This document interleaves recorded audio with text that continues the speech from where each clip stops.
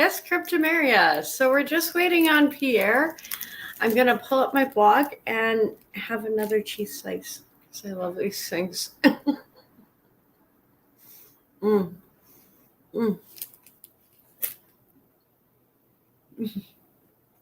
They're so good. It's like, yeah, so I'm going to just pull up a little, since he's still another hour out, I'm going to pull up my blog for a while. Hopefully if I can find it.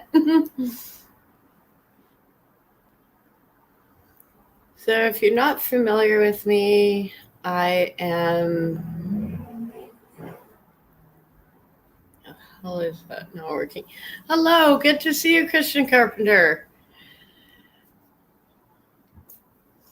That way people on Twitter can actually read the comments. I keep forgetting to click on them because on Twitter you can't actually post comments, but you can read them. So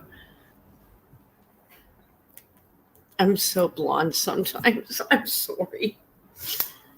Yeah, I'm just waiting on this press conference or this final for the Conservative conference, which was very, very, very different in Canada than the Liberal conference, which just seemed like, I don't know.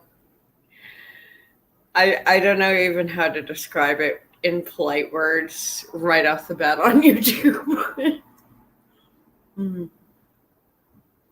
I don't think there is a good way to describe the Liberal conference compared to the Conservative conference. It's like I think like half of Canada, most of Canada heard it and it was like, oh, thank God. Finally, this is what we want to hear. Hopefully the Conservative Party holds their name to the word, and what they're saying. We'll see, Sometimes you don't know. Like everyone thought Trudeau would turn out good, but no, no, that was just bad. Bad. Like we never should have let this happen. Oh yeah, I know. It's just like the levels of stupidity it takes to get to destroy a nation is absolutely phenomenal. At least he's good at something. Probably boys if you talk to Sophie. Bad jokes. Bad jokes.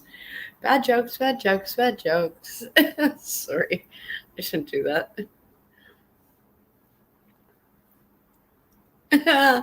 Yeah. I think both their countries are tanking really hard. Like, why do we even try?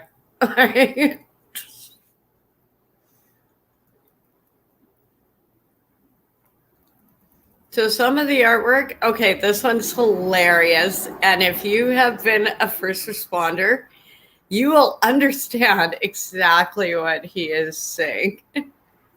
So we still have an hour before. Hey everyone, people always ask me how first responders manage to stay awake for such long periods of time with little or no sleep without showing any signs of sleep deprivation. Well, that's because of our incredible energy boosting diets, or what I like to call the first responder food pyramid. When they first designed a normal food pyramid, not that anyone eats that way, they designed it to maximize a healthy blend of things like fruits and vegetables. But when you're a first responder, you gotta stay sharp for 24 glorious hours and then attempt to repeat that process for 25 sometimes 36, sometimes 36. Destroying fun. Oh yeah, those are the fun times. You eat based off of two things. Will it fill me up and will it keep me up? And that's why the basis of all first responders' diets is caffeine. Whether that's coffee, energy drinks. I even saw a guy nebulize a soda one time.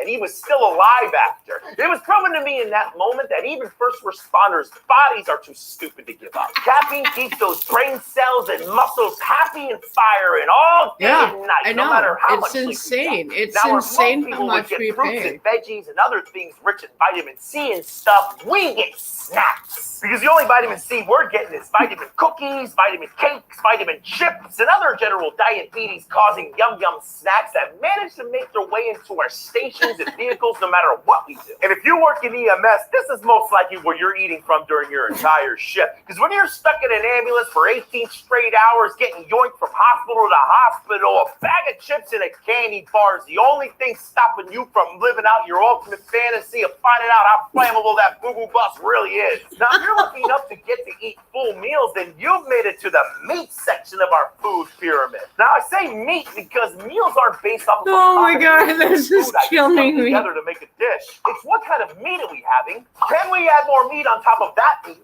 Should we have a side? So we can add more meat on top of that. Yes. Now, it's important to point out all the meat, all the meat. Dieting human outside of the job, but the second you walk through the doors on shift, every well-balanced diet in the world bag of seems chips to go to crap, versus especially if you have a crew that likes to eat together. $1 for a bag of chips, that makes or everyone else in the crew pay more for dinner because you decided to bring your own boiled chicken and broccoli fart-generating meal. And finally, at the top of the pyramid, the two things that seem to keep first responders going more than anything: ibuprofen and ice cream. Ice cream is not only the nice thank you for your service consumed in every fire and EMS station across the world, but it's also used to celebrate pretty much everything that happens. Got overtime? Ice cream. Made it on the news? Ice cream. Got a job? Ice cream! And ibuprofen is the cherry on top of the pyramid of inevitable cardiac arrest, trying to keep our knees and backs from seizing up after years and years of abusing the living crap out of our bodies, just trying to get us to that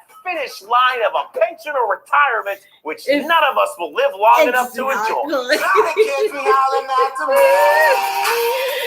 I have more of his clips. I'm hoping I don't get copyright strikes, but he's hilarious. And it's so true. If you have been a first line responder, it is so true. This one's good. This is a good song. They separate us from our neighbors and they call it social distancing. It's actually a bigger plan. It's called social conditioning. They took away our privacy. There's always someone listening. The election's planning riots for the citizens. The government has always lied. It's history repeating. But the problem is the schools dumb you down so you believe them. If you try to speak the truth inside a tweet, then they delete it. Whole administration Satanists who claim they praise in Jesus. Every year there's a new name for enemies that we're facing. It's Al-Qaeda, then ISIS, and now American patriots. Who would have thought those who love the country the most would be hated on by folks who call America home? Both political parties are equally just as evil. They've been working for themselves, don't give a damn about the people. Black, white, yellow, brown, humanity needs you, cause united we stand, divided they will defeat you. The man on the news says the problem is me. I'm just a small town boy with big American dreams. The world's going crazy and they're lying to us. Don't know who to believe, so in God we trust. Y'all missing what was written in them pages. That was history they wrote, now you want to change it. You racist, you hate this. Why you want us all to be locked up in cages? I can't stand the left, everything they say is depressing. Ship them to the Middle East, they can learn oppression. Believe me, I mean this quite literal. I love liberty, but liberals. Wear a mask, stay home, complain and moan. Talk about privilege on your phone in your Range Rover, Starbucks, mango, foo-foo, whatever. The cloth I'm cut from can handle any weather. You just paper in the rain, we ain't the same. Stand for the flag, only kneel when I pray. I just pray we go back to the old days, land of the free, home of the brave. The man on the news says the problem is me. I'm just a small town boy with big American dreams. The world's going crazy and they're lying to us. Don't know who to believe, so in God we trust. Yeah. I see through all the illusions, refuse to humor rumors or accept that we are losing. Easy to get caught up, consumed by the consumer. Truth is so diluted, people starve off the confusion. Comfort is the killer, your dreams execution. Cool with persecution if I make a contribution. Home of the brave look like a mental institution, and there will be revolution if we can't find resolution. And a threat is a promise, stand up, pay homage. They tell lies, I'm being honest, just the time is upon us. I know that God got us, so I'm fighting in his honor. Hear the cries of the crusaders as we're strapping up our armor. If set a higher ground and drown in their drama. If I die for what I love, then my death will be nirvana. We fighting for our freedom, don't believe what they've been feeding. Be the change you want to see, the warrior that we're needing. The man on the news says the problem is me. I'm just a small town boy with big American dreams. The world's going crazy and they lying to us. Don't know who to believe, so in God we trust. We don't trust the news, the government, or pharma. We just want freedom, that you have that to offer. We don't want the lies, the politics, or the drama. We just want the life that was promised by our fathers. We don't trust the news, the government, or pharma. We just want freedom, that you have that to offer. We don't want the lies, the politics, or the drama. We just want the life that was promised by our fathers. The man on the news says the problem is me. I'm just a small town boy with big American dreams. The world's going crazy and they lying to us. Don't know who to believe, so in God we trust. Oh God, that is, yeah, no pun intended. That is such a wonderful song. I love that song. I love Tom McDonald and Nova and all of just people who are just saying, like, we're fed up. We're done. And I think you will see a lot of that on my blog today. So, trigger warning, if you are easily offended, you are on the run channel. And fuck C18, fuck C11, fuck Trudeau. Okay, now I just got instantly demonetized and banned, which I am totally okay with because we still, have charter rights to freedom of speech in Canada, regardless of what our government tells us, as much as we can. I still like it could go sideways real quick, really, really quick. Yeah, who knows what Suckboy is going to do? Nobody knows. See, some of these, like, I know it seems repetitive. This one is good. Oh, yeah, I watched this one earlier. We don't even know the number of people dead yet. They know what they're doing out there, right? The people in office, Well, everyone dies. I've talked to enough people really educated in the history of ancient cultures and ancient civilizations, and the evidence of natural disasters wiping people out and people having to start from scratch, this giant never-ending cycle of getting knocked back into the Stone Age and then rebuilding to a new version of complex society. We need communication.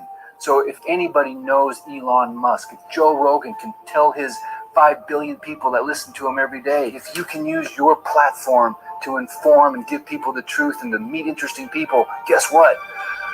I am asking you to reach out to all those interesting people right now and say, help Maui. Yes, Half there hour is a to Pierre. segment Joe Rogan put Just if you're a out. I don't know conservative if you have party seen watcher, this.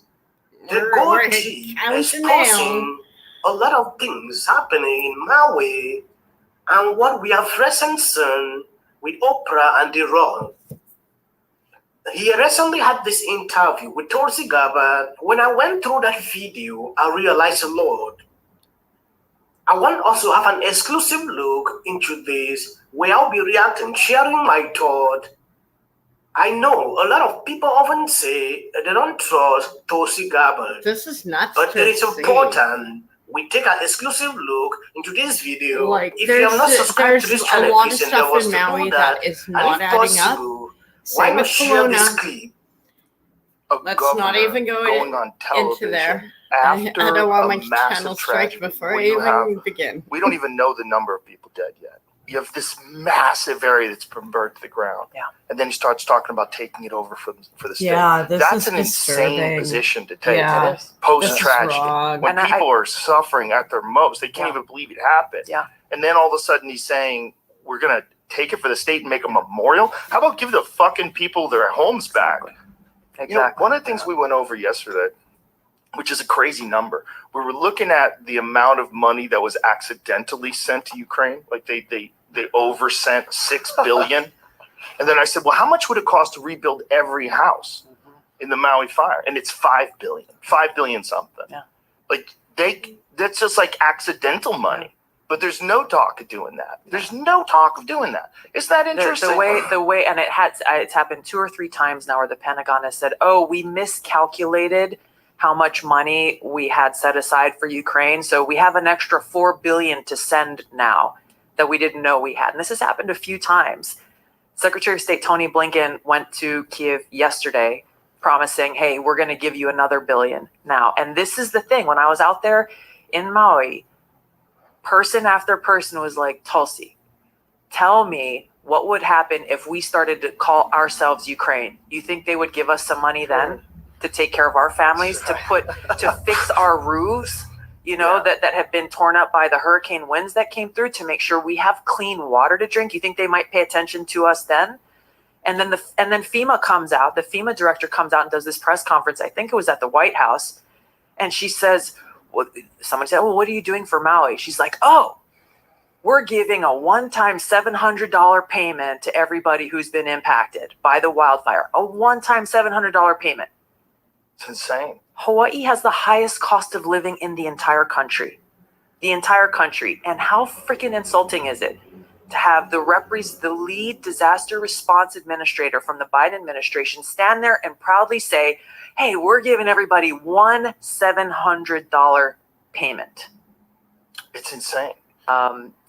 It is, being prepared for wildfires on Maui is something that if you look at their, emergency assessment documents, it's mentioned almost as a bit of an afterthought.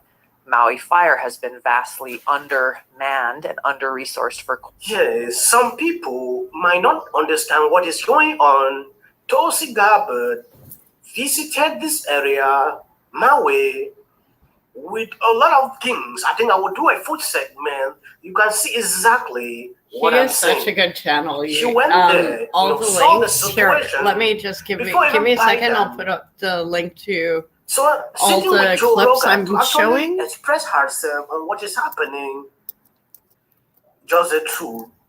Like I said, people don't agree with Tulsi Gabbard because some says, she's part of the World Economic Forum. I don't want us to go deep into that. We should look into this interview they had, exposing, bringing out the truth. Now, I want to address Never this. know Some which people one say to you click don't on. understand how I speak. Please, I'm if horrible. you don't understand me, I don't know if my accent is not good. Drop on in the comment section. Let me know. He is. I try He to sounds improve myself. fine. English language is not He my is doing official so good. language. I speak And that's why a French. lot of us go on So, these to when I practice. try, on daily basis to pass out English is hard information, for me as well. you should Don't worry about understand. it. I'm begging on you. Yes, there is another hit piece I saw recently. They go after Russell Brand. If you true, Russell Brand embraces Maui conspiracy theories, even he knows are not true. Like I said, when I see people putting out articles like this, like they want to debunk something or someone, like embracing a conspiracy theories, I will look deep into. Going down on this article, Russell Brand, like many before him, has gone the route of comedian to full-blown internet conspiracy theories in launching his own YouTube show this week in between episode, praising Joe Rogan for accusing the evidence of corruption and revisionism. Brand decided to tackle the conspiracy theory emerging on the far right regarding the devastating fire in Maui. One of the conspiracy theories is, of course, that these fires were started deliberately to benefit rich elite like BlackRock. Brand declared during his video titled "Something Doesn't Seem Right" Not skipping a beat, he went right ahead and linked the strategy in Hawaii to halfway around the war in Ukraine. Now, look at the Ukraine war. Ukraine have already done a deal with BlackRock to rebuild their nation using BlackRock investment. If you apply that mentality to this situation, if BlackRock end up benefiting from the fires in Hawaii, then the conspiracy theory is almost a redundant detail. Did they start it? Didn't they start? It is inevitable that the suffering of ordinary people lead to the benefit of rich elites and massive organizations like BlackRock and billionaires across the globe. We have recently seen the backlash people are putting out on Oprah for seeking donations, to help the people of Maui. It is just summing up to what Russell Brand was trying to say here. But with these people, they will attribute it to a conspiracy theory. Russell Brand has been, putting out a lot of information, exposing elite, but these people will never love this. They will hate you if you do this. So I don't get the point while what they are trying to say on this article. Kapuna, we lost everything. So you could have your satellite city. Why is our town burnt down? Why are our family's houses gone? And if you can explain that to us in a manager had the nerve because their house was filled with ash. Mm-hmm. Listening to that. Mm-hmm.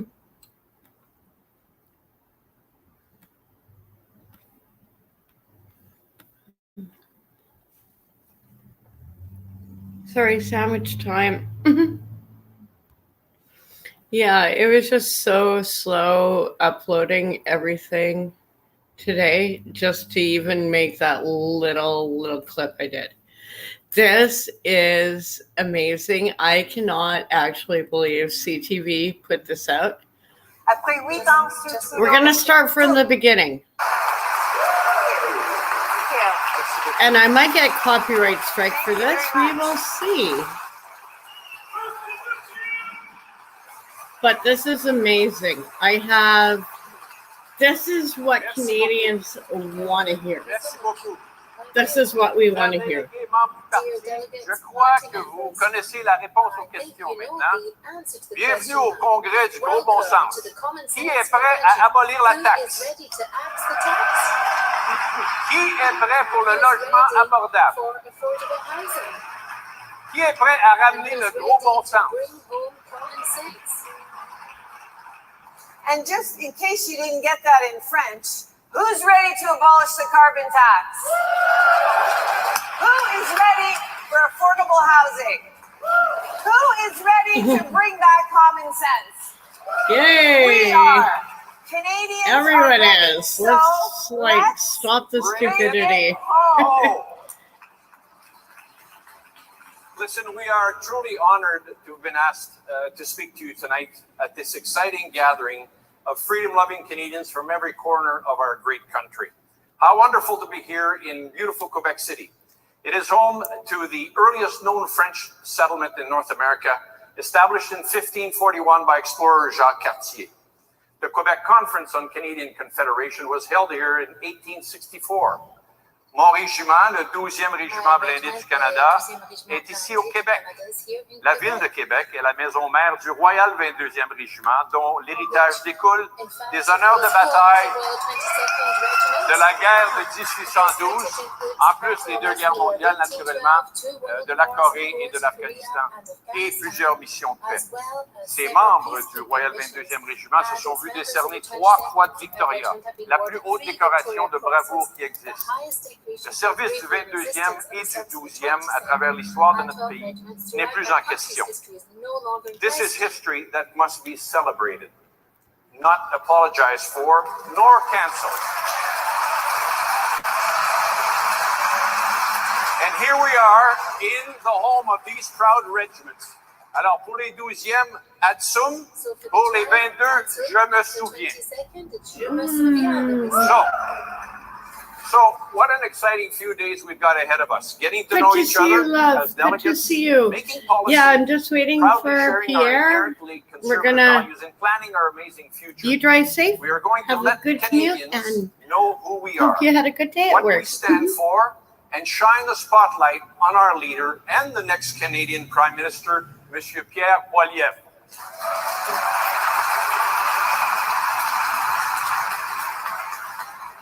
He has said it before, and I'll say it again. Canada has so much to be proud of. We stopped the Americans in 1812. We gave the world Billy Bishop, Alexander Graham Bell, and Lucy Maud Montgomery. We isolated insulin.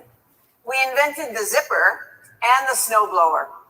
In World War I, we mobilized 620,000 troops, and we were victorious at Vimy Ridge.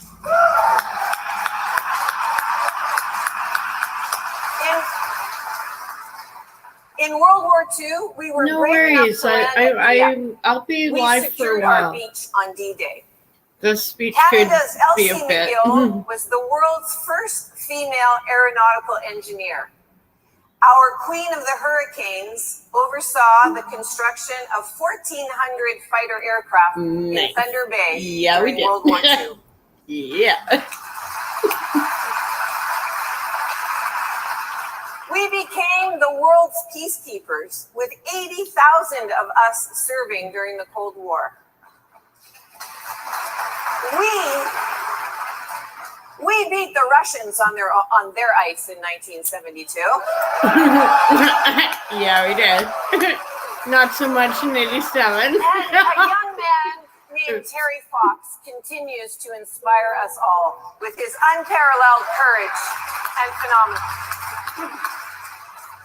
And even this summer's phenomenon, Barbie, found her Ken in Canada.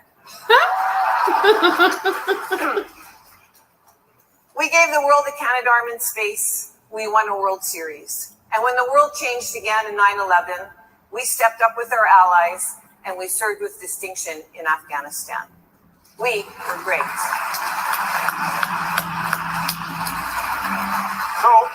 So in the course of 7 decades of service between her and I, our experiences shaped our opinion that Canadian values are being destroyed due to a lack of leadership and a woke movement that panders to narrow special interests.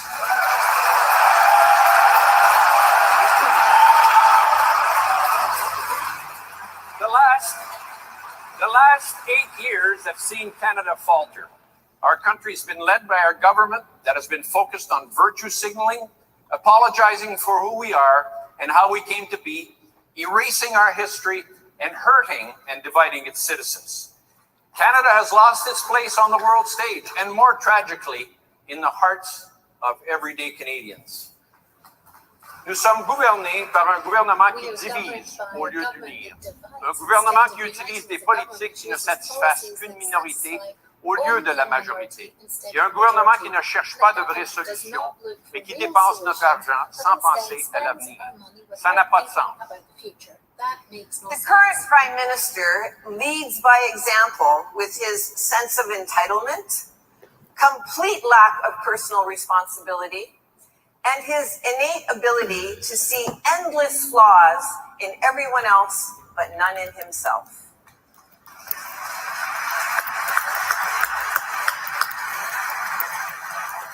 It's time to rid Canada of that mentality. The me first, not my problem approach and a woke agenda that demonizes anyone who dares to disagree.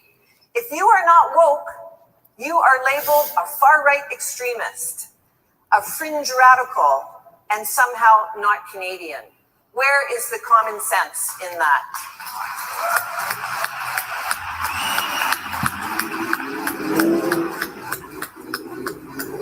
Mais ceci va changer, mesdames et messieurs. Our country, with its almost infinite natural resources, its tolerant and diverse population, its glorious history and unlimited potential, will again be a true world player, capable of great things and leading the world in the most important areas. We will bring back common sense.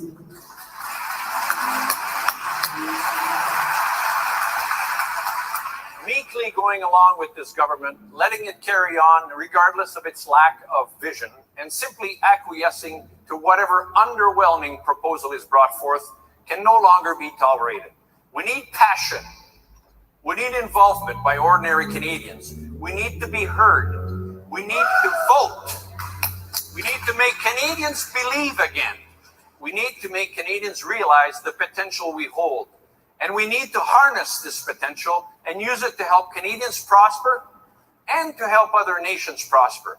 And we need a government that will motivate us all to be what we can be so that Canada can truly be all it can be.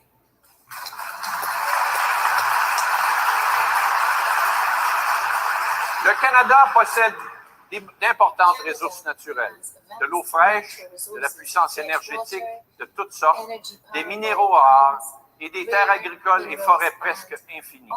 Ce sont des choses dont le monde a besoin, pas juste nous.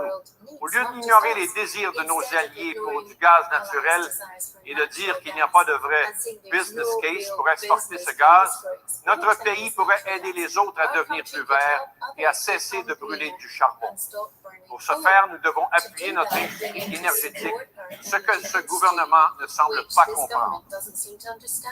The introduction of just transition is a final blow to our country's natural resource sector.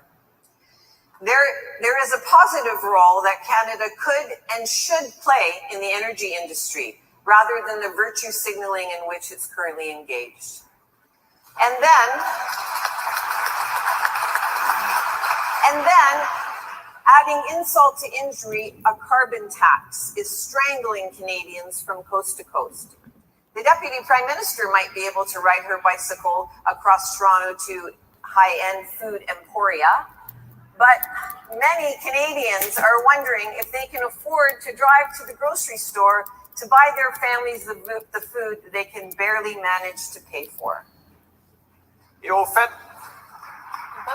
ce n'est pas la situation quand le Bloc québécois vote pour appuyer le plan de Trudeau de tripler la taxe sur le carbone, ce qui rendra plus cher tout ce que les Québécois achètent. Du gaz à l'épicerie. Je suis un fier Québécois, mais je ne vois pas comment ceci promouvoit les intérêts des Québécoises et des Québécois. Ça n'a pas de sens. The Liberal government has placed narrow special interests and an obsession with identity politics above our national security. We are no longer taken seriously on the world stage. We are ignored or dismissed by our allies. We do not pay our way in international agreements or organizations. Under this government, we've become free riders. How things have changed. We have had the opportunity to serve with and to command international forces that could not be successful without finding the common denominator of inclusive leadership. Ceci semble être une route parfaite pour notre pays. Without sworn enemies, a reputation for tolerance and patience, and a diverse population of proud immigrants, Canada was the perfect nation to provide leaders. These were the days when Canada was seen as a natural peacekeeper. And what made Canada a great peacekeeping nation was the war-fighting prowess of its military honed during myriad conflicts.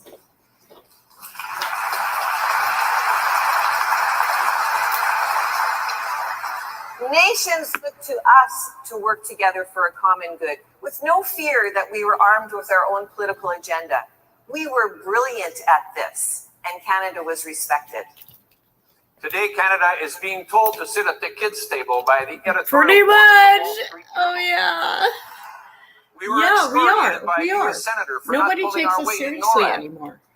Even the magazine The Economist says Canada's miserly defense spending is increasingly Oh, it's disgusting. After C'est vraiment going through the embarrassant et budget, les autres it's pays disgusting. commencent à nous le reprocher All directement. the hours of hearings, My it is friends, there is too disgusting much to listen potential in to. our country to let it wane. We're We must pathetic. stop apologizing. Canada failed. We need to acknowledge the past and learn from it, not erase it. Our fathers of Confederation were not perfect, but they created a country that became the Canada that we know today. And they...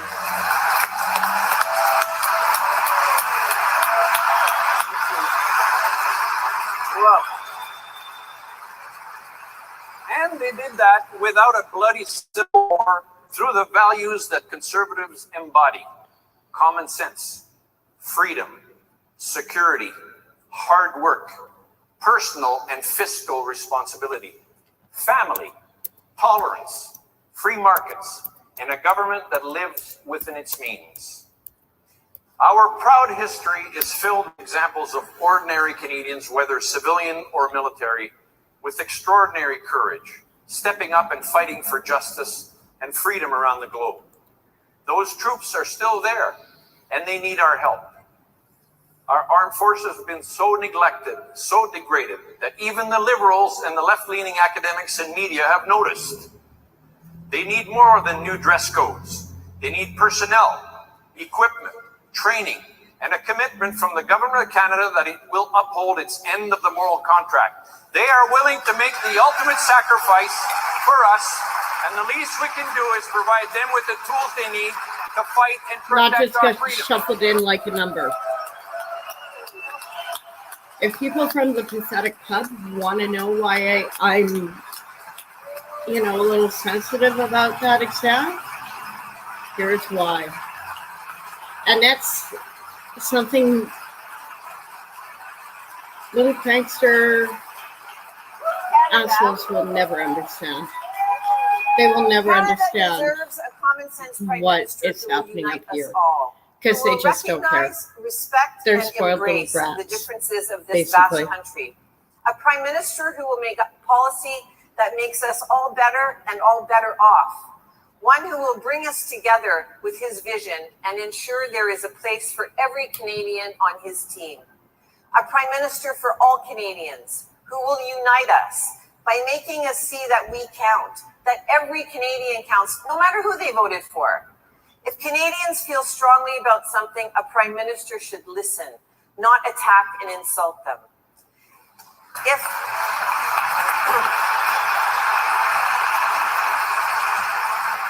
If thousands of Canadians feel so strongly about something that they get into their vehicles and drive to Ottawa to be heard, the prime minister should pay attention. Yes. Amen. Amen.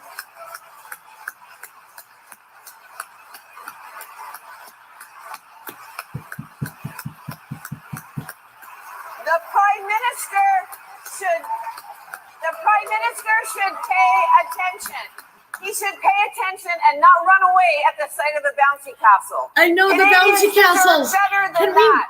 Yeah. They deserve a prime minister who throw wants to bouncy lead castles a at united ISIS, country. like our next. I guess that's our new military Pierre budget. Poilievre utilisera son gros bon sens.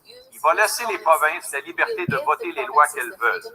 Il va reconnaître qu'il y a des idées et des règlements vraiment absurdes qui devraient être écartés. Pas comme le gouvernement présent. I'll give you a practical example. In Calgary, a grocery co-op and a shopping bag supplier working with the city of Calgary developed a grocery bag that will break down in the city's compost facility in about a month. The bag contains no plastic. Quelle innovation! How will it stand up Quelle in idée brillante. rain? Quelle opportunité pour un I entrepreneur love all these canadien. green policies, You but would some of think that them the they do environment not minister hold would up be on the ecstatic. Pacific But no, Northwest. the minister says these bags will be banned in December under a regulation that bans plastic bags.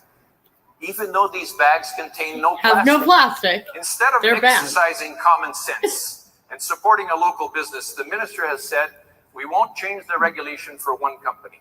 Are we the only ones who recognize Oh, we are. the absurdity of We being are. able to I sell have organic some bags on the clips shelf, that we, but as not the use them at the Canadian checkout? government, are With a forcing government like this people that to punishes innovation, it's no companies wonder to Canada lags behind do other stupid countries things. on productivity.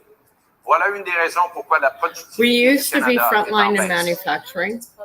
In Pierre Poilievre, we have a leader who has common sense and who's not afraid to say, hey, wait a minute, We need to that get regulation manufacturing makes back. no sense, change it. It is good Just like he to did jobs. back in I know it's 2010 monotonous when and he boring, helped but change the Employment Insurance Act it is. so that our soldiers If you get could a take good the parental company, leave you have that a job was for being life. denied them because their And deployments were longer than the qualifying period. it is fun work. This I meant love that some factory new work, fathers actually. stationed overseas while their children were born had to forfeit their parental leave time instead of being able to take it home when they returned from their mission.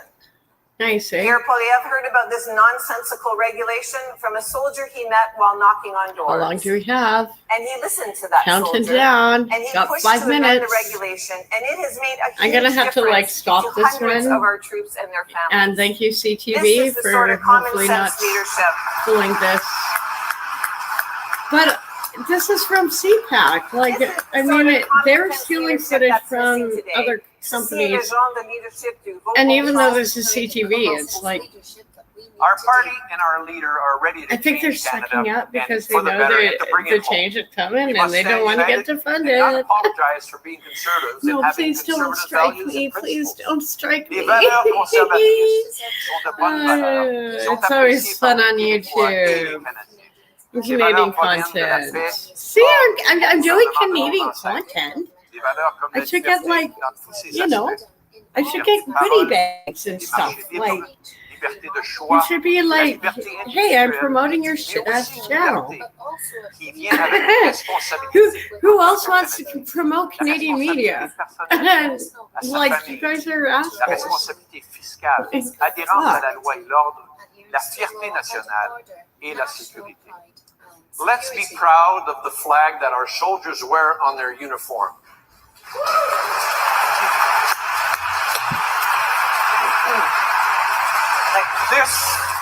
This is the flag that should fly front and center on all our government buildings. Exactly. No more pride, no more Ukraine, only Canadian flags or the flag of your province. Enough of this nonsense. That is the only flag that should be flying. I'm glad you agree with me. I'm sick of it. Like, You see, enough the with red the maple leaf virtual is the signaling. flag that can and should unite all Canadians. It is Exactly. the flag. It stands for all our freedoms as Canadians, without regard to special interests, as all Exactly. people under the law. Why should we not all be people patriotic under and the law, show it? not just little weird rainbowy thing. I love rainbows, obviously, with my artwork. Respect is another of our important values. Respect for all. My only flag is the Respect for Canadian ideas flag. that all Canadians can support, regardless of their identity. Respect for our First Nations and their heritage. We need to acknowledge the harms committed in the past, but we also need to work together to move forward in a meaningful manner. Yeah. We should embrace their knowledge of this land and welcome them as key players in our future and the management of our beautiful natural resources. Yeah. Nous devons aussi Oh my God, they respecter sound nos so nouveaux racist. citoyens et leur faire comprendre que lorsqu'ils sont devenus des Canadiens, l'histoire du Canada est aussi devenue leur histoire. Et nous devons les accueillir, les intégrer, We're leur all permettre united. d'adopter We need notre to culture start et nos langues officielles et leur creating permettre a dialogue, d'écrire or we leur cannot propre heal histoire from dans the l'avenir de notre past. pays. Nous ne devons pas écouter ceux qui, comme What are we at with Pierre? disent que le Canada n'a pas de culture ou d'identité de 1 base. minute. Le Okay, Canada I'm n'est pas un gonna. État post-national. We must respect our history. I'm just gonna pause this. We must be mature enough. And we are going to go on to Pierre from his talk at the conservative conference. How am I saying? Speak, crypto, speak. It's too many C words. There we go.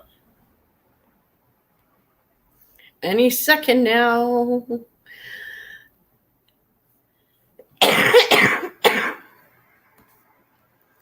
Now, I think I will leave up the comments. I'll see if I can blow this up a bit more.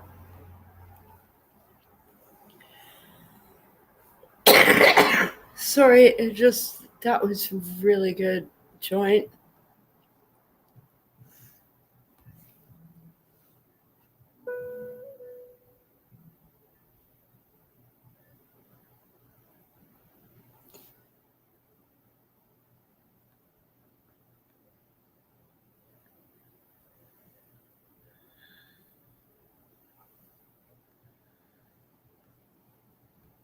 Okay.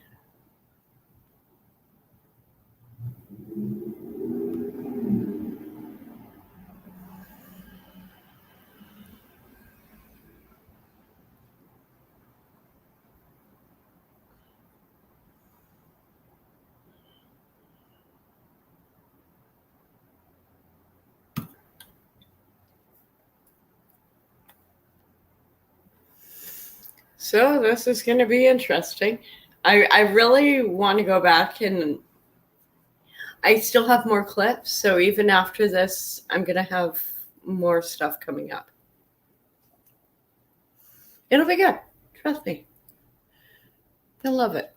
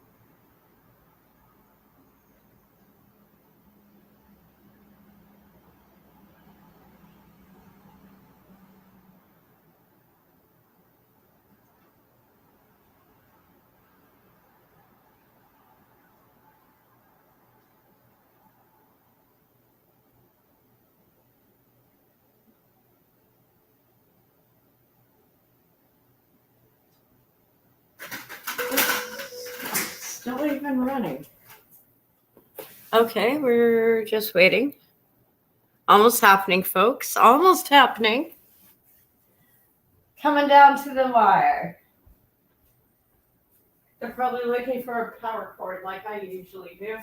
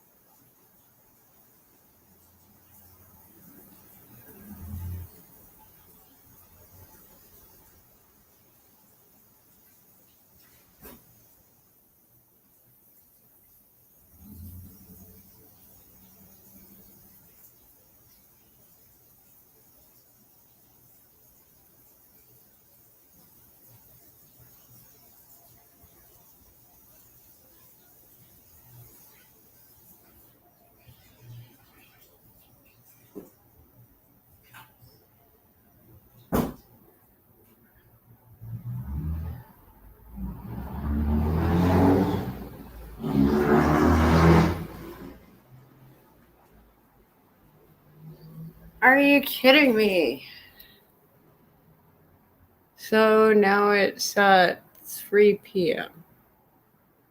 I guess we're still waiting, folks. Sorry. It's coming. It's coming. They're probably just looking for a power cord like I do before my streams, or, it's also like just he might have been answering questions or something. Who knows? It's coming, folks.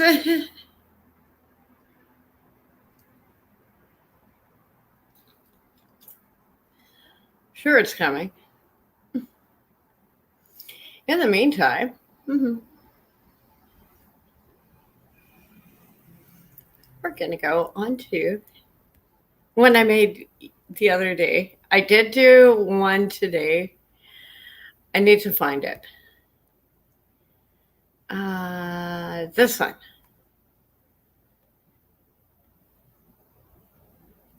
No, not that one.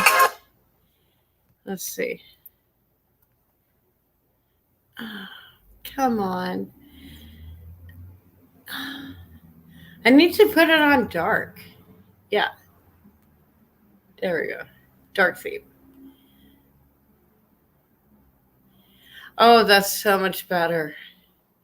Now I know what I'm looking at.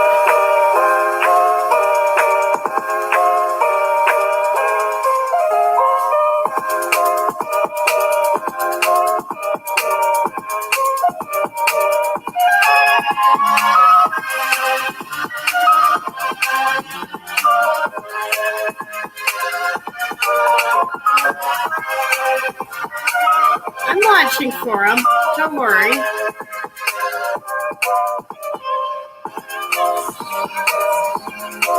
I like how they look like they're almost flying. I've got it almost so they look like they're flying. I love how I'm getting the bird smell. Today with the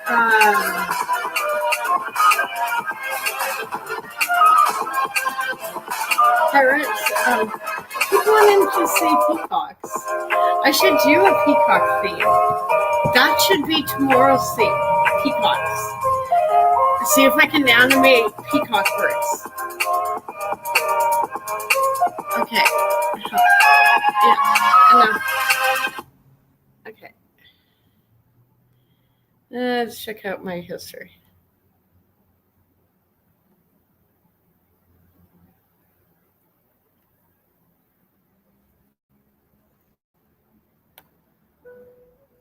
Yeah, this one was today's, and I really think it turned out pretty amazing. Oh, no, don't do that.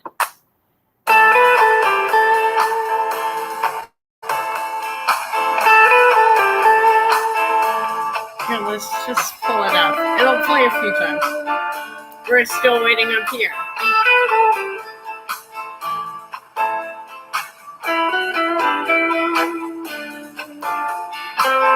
It's just amazing how long it takes. Like, this is like literally 12 hours worth of work. I don't even know. But it's worth it. Like, it just makes me so happy. Like, I watch it and we're going to watch it one more time after this. I'm feeling good.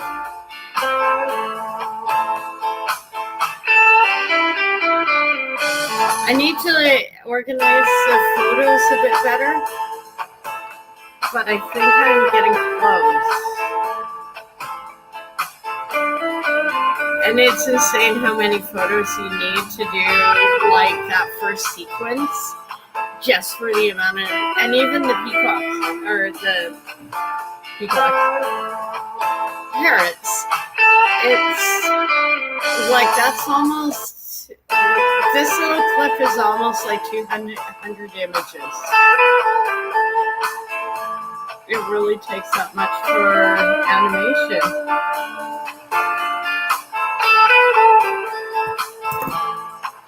I I need to get better with the music. Right now I'm just using like the studio's whatever music. Today it seems to fit in well. You know, the kind of like desert, Colorado, kind of Utah landscaping mixed with this like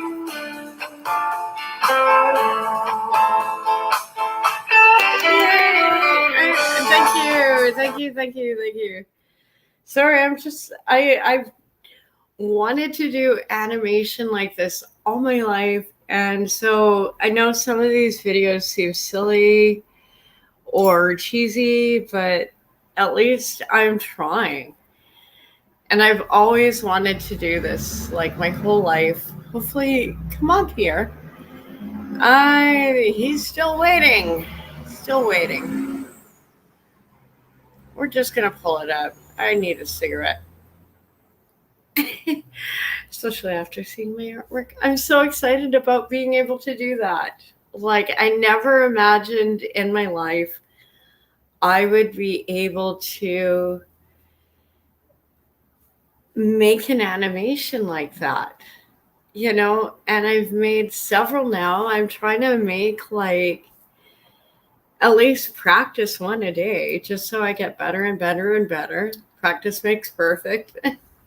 How to get to Carnegie Hall. And even though I'm going back to work soon, I love doing this artwork. It is my other business. And, hopefully one day I can do advertising for local businesses and really just make their, artwork pop, businesses pop. People maybe have done a painting. To be able to turn that into an animation for them or a lot of us on YouTube be able to make a little intro for people. I'll get there. I'm getting there. It's taking so long to figure out all these programs and just all the time and data, but it's like painting with your brain. I don't know how else to describe it. So let's see if Pierre is actually live yet. I don't think he's live yet. No, I don't think he's live yet, but we're going to get close. We are getting close to countdown. Hopefully. Because goddamn, I have other stuff I need to do today. Like, I know they're going to, like, milk this because it's, like, the big event. But, okay. I thought I was bad with the, like, starting my streams late. No, I am never apologizing for starting my stream late again. No problems. No, it's just how we are. Because it's already like, it's already 45 minutes late.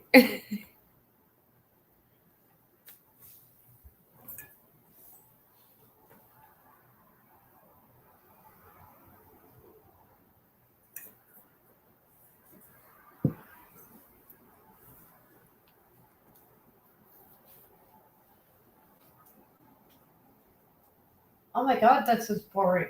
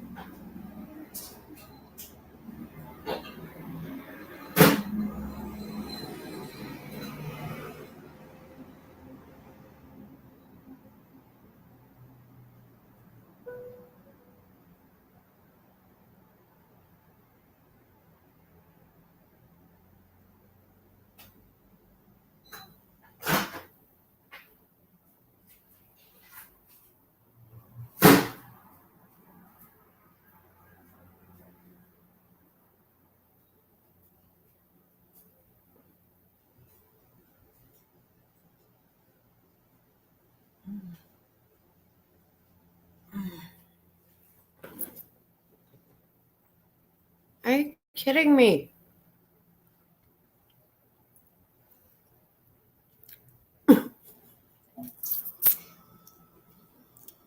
Yeah, CPAC is live. Like, okay, just hit record.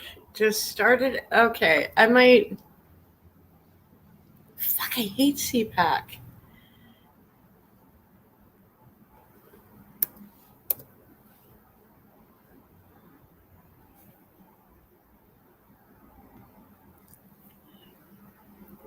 Fuck me.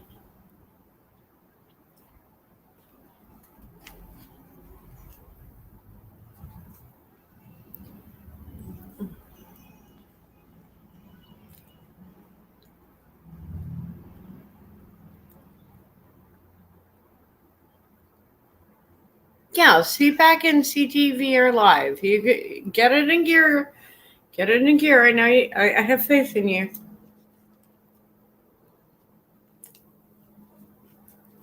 Fucking, I want to have to stream those bastards.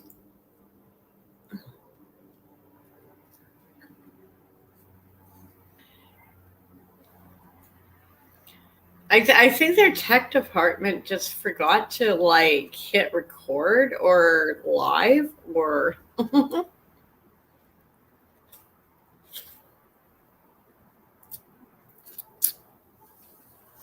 He sometimes does it late after the CPAC, so I'm gonna see if I can pull up that.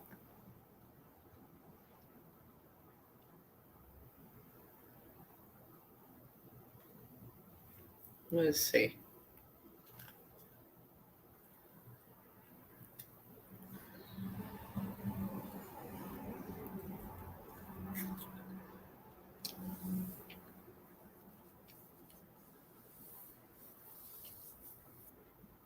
Yeah.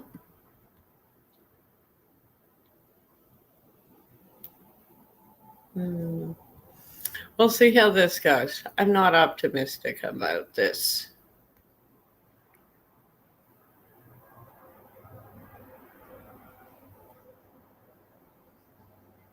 Okay. Conservative leader Pierre Poilievre will address party members at their national policy convention in Quebec City tonight. Joining us live with more on this is Vashi Kapelos, CTV News chief political correspondent. Thank you so much for joining us. This is 5 years, I guess, in the making. It's been that long since the party have had this convention. First time with Pierre at the helm, and it. Like 5 years? This is ridiculous. Oh God, it's like a maple republic. That was a good muffin.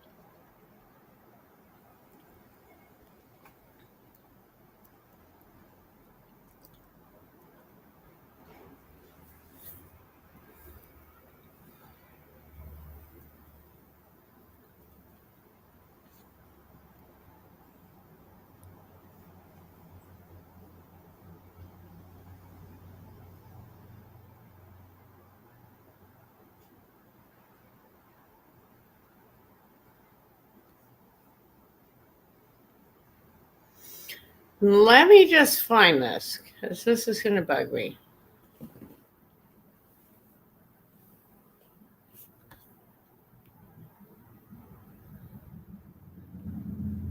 I'm not kidding.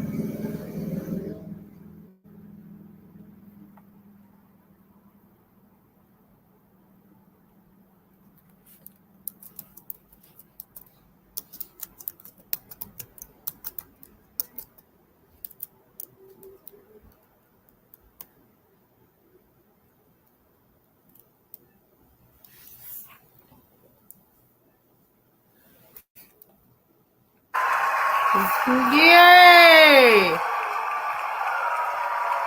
Finally. Here we go. Thank freaking Lord. I was getting so downboard. Bonsoir. Merci. Merci. Bonsoir. Merci tout le monde. Thank you everyone. Tout d'abord, j'aimerais commencer en mentionnant l'importance que cela a pour moi, que cet événement soit ici, au Québec. Ça, c'est mon petit garçon. Il veut être avec maman.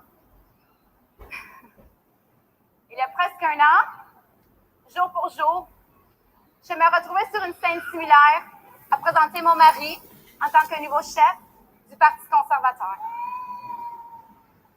Cela fut aussi une opportunité pour moi de me présenter à vous, au Canada et au Québec. Certains ont été surpris de m'entendre parler français aisément. On a même dit que ce n'est pas que du français que je parle, mais du québécois. Eh bien,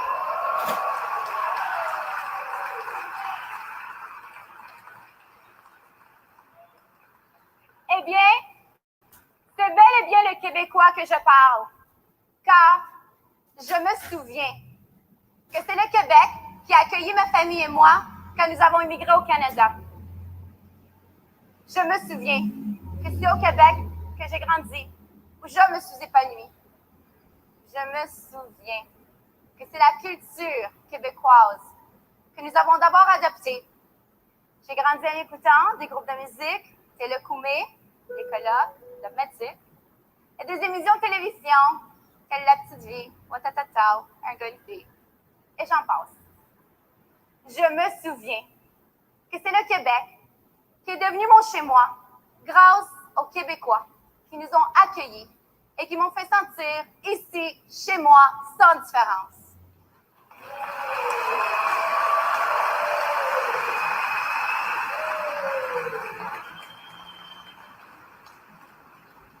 Je me souviens, et je vais toujours me souvenir, que c'est au Québec où ma famille et moi avons eu nos débuts au Canada. Merci le Québec.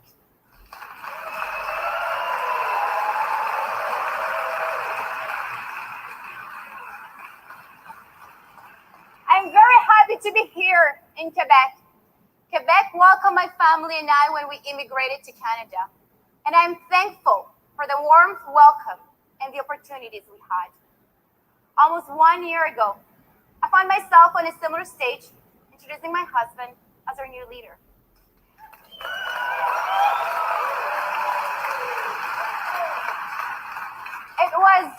It was also an opportunity to introduce myself to you, Canada and Quebec.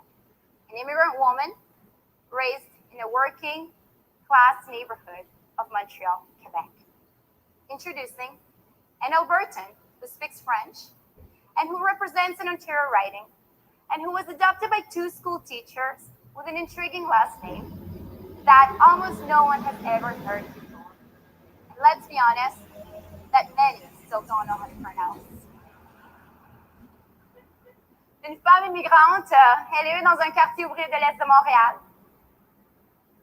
Et mon mari, un Albertain qui parle français et qui représente un comté de l'Ontario, qui a été adopté par 2 professeurs d'école élémentaire et dont son nom est méconnu du Canada. Et donc, soyons honnêtes, il n'y a qu'au Québec qu'on prononce toujours correctement.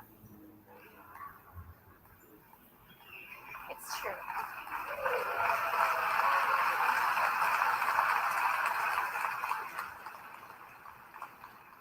That unity that we have is what we want for our Canada, where regardless of your region or your background, we are all Canadians, united through our common values, through our love for our true north, strong and free.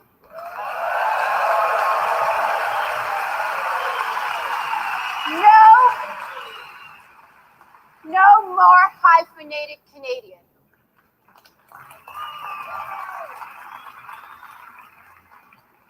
I was raised by parents living paycheck to paycheck. In our first years in Canada, there were times when we needed to visit the food bank. Our first Christmas gift were a donation by the St. Vincent Paul organization. My brother and I, present here tonight, Louis, we both started playing organized sports only when we both started working at McDonald's because we had to pay for it ourselves. Our parents couldn't afford it. Soccer and flag football avec les Patriotes de Pointe-aux-Trembles. It's still among my favorite childhood memories. Nos débuts au Canada étaient difficiles, mais pour ma famille, c'était un sacrifice qui en valait la peine pour leur futur de leurs enfants. Il en valait la peine car ils voyaient avec optimisme vers l'avenir. El sacrificio que hizo mi familia en tant qu'inmigrantes, de dejar todo atrás y empezar desde Okay, cero. this is not Fue what un I thought it would be. que a la época valió la Sorry pena about the French. por el futuro de nosotros, sus hijos. Pero hoy en día, el sueño canadiense se está evaporando. Estas oportunidades ya no existen. Señores y señoras, And necesitamos I un actually prefer the hacia el Latin. sentido común. Spanish. Nice.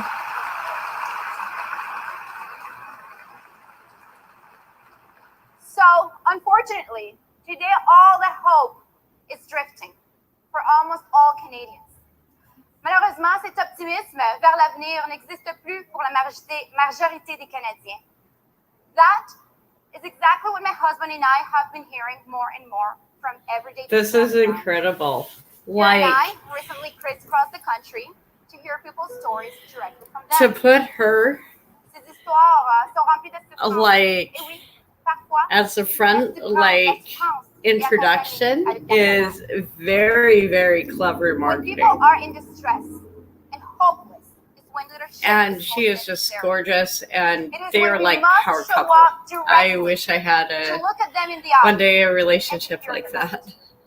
To be Vrai awesome. leadership est de savoir que souvent, They're gonna be a powerhouse. Like, and it is such a polar opposite from all the drama with the Trudeaus.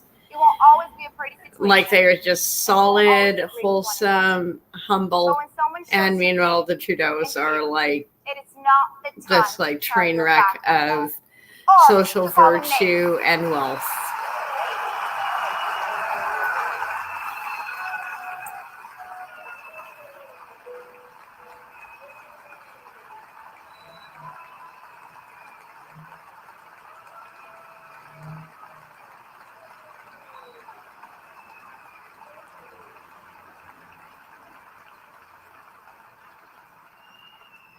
Chacun d'entre vous mérite d'avoir sa voix entendue haut et fort, même lorsque cela peut causer des inconvénients, même lorsque nous sommes en désaccord.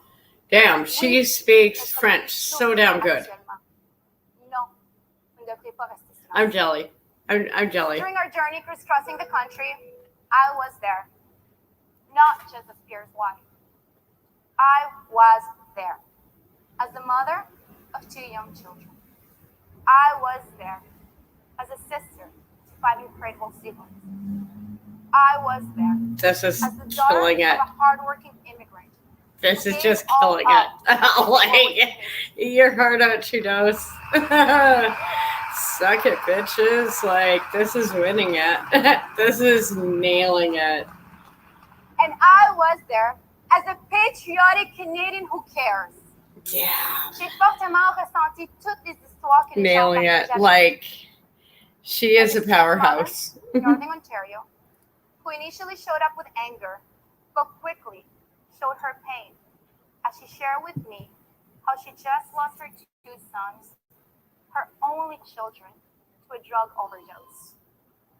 Un fils qui a perdu son père au suicide, car la responsabilité financière sur ses épaules en devenait trop lourde à porter. Seniors who lost their homes in Penticton because they can no longer afford life because of skyrocketing inflation in their fixed income. Les histoires se suivent, les unes plus dévastatrices que les autres. Ce sont de vraies histoires. Ce sont de vraies personnes. So the job ahead is great, and it is not an easy one. Hello, But Grandma. it is a very important one. Donc, la Good tâche to devant see you, nous sir. est grande. Et ça ne sera Love pas you, une tâche Ben. facile, mais c'en est une de grande importance. Most of you get to watch my husband Love you, darling. in the thick of it. I get to watch him in his home office, quiet, by himself, reading, analyzing, meticulously looking at the information available and the facts. La majorité d'entre vous observez mon mari en pleine action. Moi, j'ai la chance de l'observer derrière les coulisses, dans notre intimité. Seul, en silence, assis dans son bureau, en analysant méticuleusement toute l'information et les faits devant lui. The exchanges you all watch on television and love This is a represent fierce hours of speech. fierce This studying is something unlike we've ever seen in Canada. Les échanges que vous This regardez à la is a télévision powerhouse et vos moment. amis représentent des heures d'études et d'analyse pour bien comprendre le sujet. That is how he was ahead of the curve and predicted the painful inflation Canadians are living today. 2 years before the so-called experts and people in charge.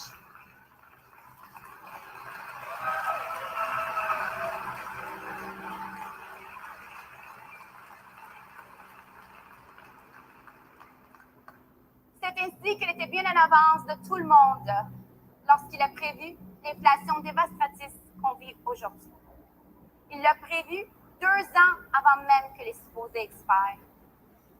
I get to watch him in action when no cameras are rolling or photographers conveniently waiting. J'ai la chance de le voir en action, mais sans caméra ou sans photographe qui l'attendent convenientement. He is a very loving and proud father of 2, of a handsome 2-year curly blondie who loves to play ball with daddy and who likes to interrupt mommy's speeches, and a beautiful princess of almost 5 years old with special needs who needs her daddy's love and protection. Il est un fier père affectueux de 2 enfants, d'un beau petit bonhomme de presque 2 ans, avec une petite touffe de cheveux frisés blondes, qui adore jouer au ballon avec papa, et d'une belle petite princesse de presque 5 ans, avec des besoins spéciaux, et qui a donc besoin de l'amour et de la protection de son papa.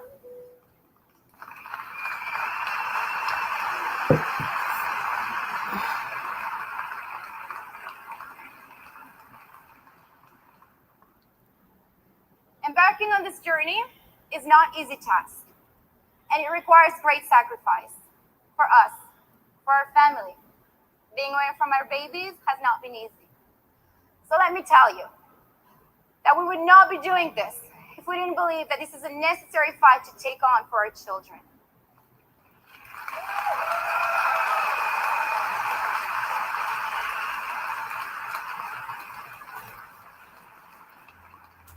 But whenever I think we have it tough, I remember the extraordinary people that carry the country on their shoulders. The nurse, the waitress, the plumber, and yes, the trucker, who are suffering more.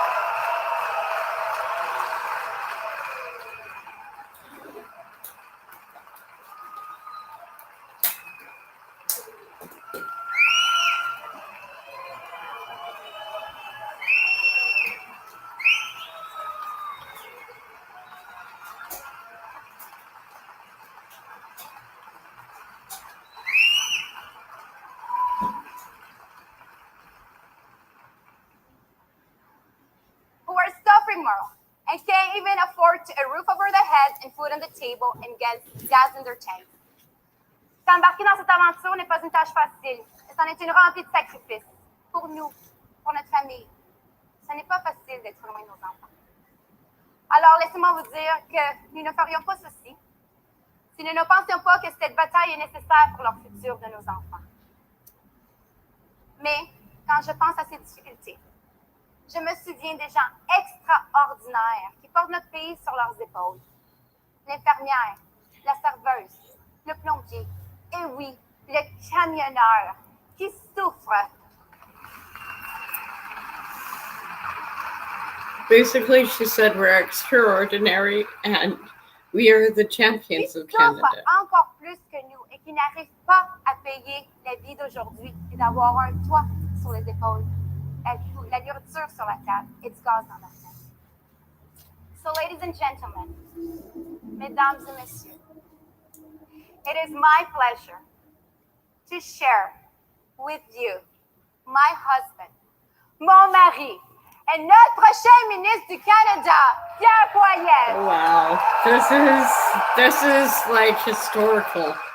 This really is going to be a historical piece because this hasn't ever been done before, and this is almost like wrestling. This is really clever marketing. Gotta love it. Aww.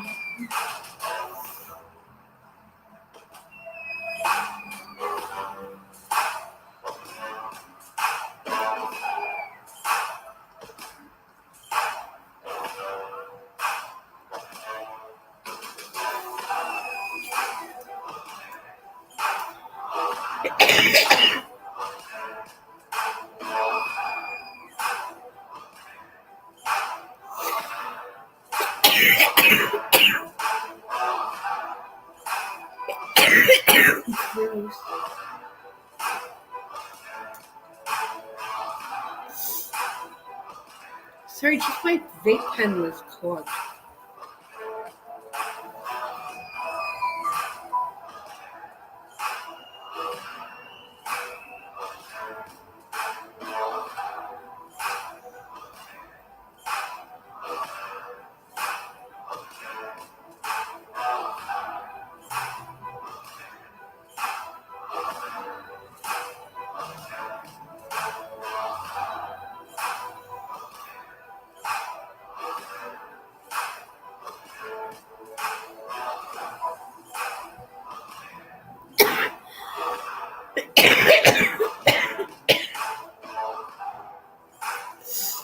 This is really clever marketing. It feels more like a wrestling match than your normal political,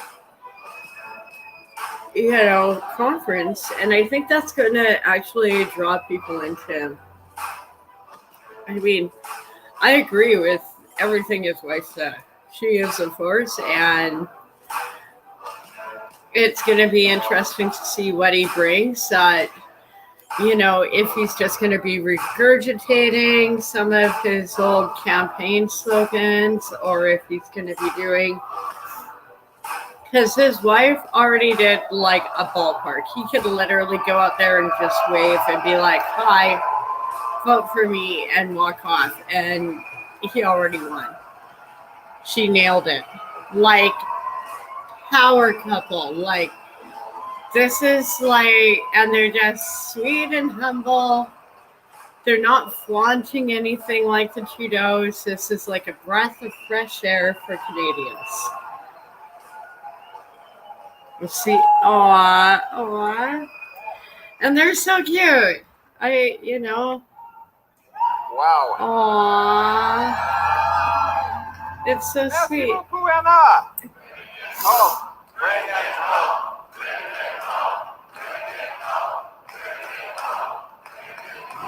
Thank you. Thank you. Bring it home. Bring it home. Merci beaucoup, Anna. Merci beaucoup, Anna. Merci à la petite fille de Pointe-aux-Trembles. Je me souviens de la première fois que j'ai vu Anna il y a 10 ans. Pendant quelques secondes, je pouvais même pas respirer. Qui est-elle? Je me suis demandé. Beaucoup de gens demandent exactement la même chose ce soir. Qui est cette brillante et belle Québécoise et pourquoi est-elle avec cette tête carrée qui a perdu ses lunettes? The day I knew she was the one was we were driving back from Montreal to Ottawa, and the under engine cover had come off and it was dragging like 1,000 fingernails on the highway. It was dead of winter. We pulled into Herb's repair shop, and I went inside Herb's, and it was completely dark. And so I yelled, Herb, Herb, Herb, Herb. Herb didn't come, so I went next door to the gas station, and they told me that Herb had been out of business for a long time. So then I returned to the car to find that Anna was underneath it, tying it back into place with her hair elastic.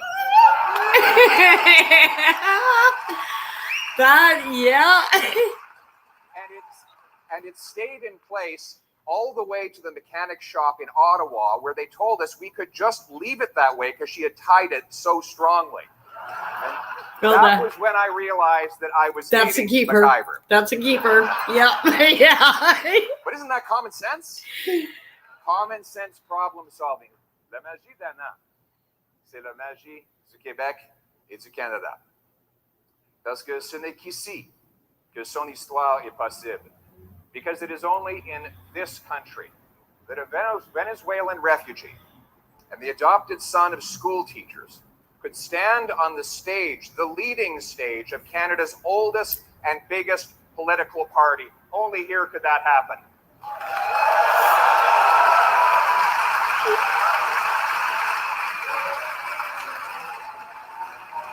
Only in Canada. Only in Canada. Only in our country.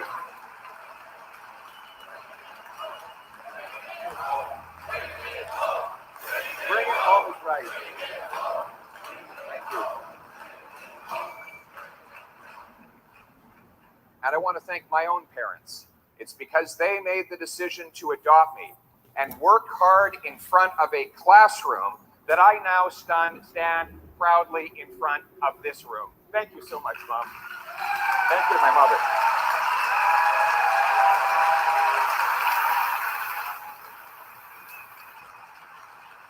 Mais ce qui est extraordinaire dans cette histoire, c'est que c'est ordinaire. L'endroit d'où vous venez ne détermine pas où vous allez. The promise of Canada was that a kid could start anywhere and get anywhere. Hard work used to get you a powerful paycheck that bought you good food and a decent home and retirement in a safe neighborhood and a free country. And every generation was just a little bit better off than their parents. That was the promise of Canada. And that is Can we the go most back? important I don't know. promise Justin Trudeau broke. You see? Because politicians often break their own promises, but this is different. This promise didn't belong to him. This promise belonged to all of us. Amen.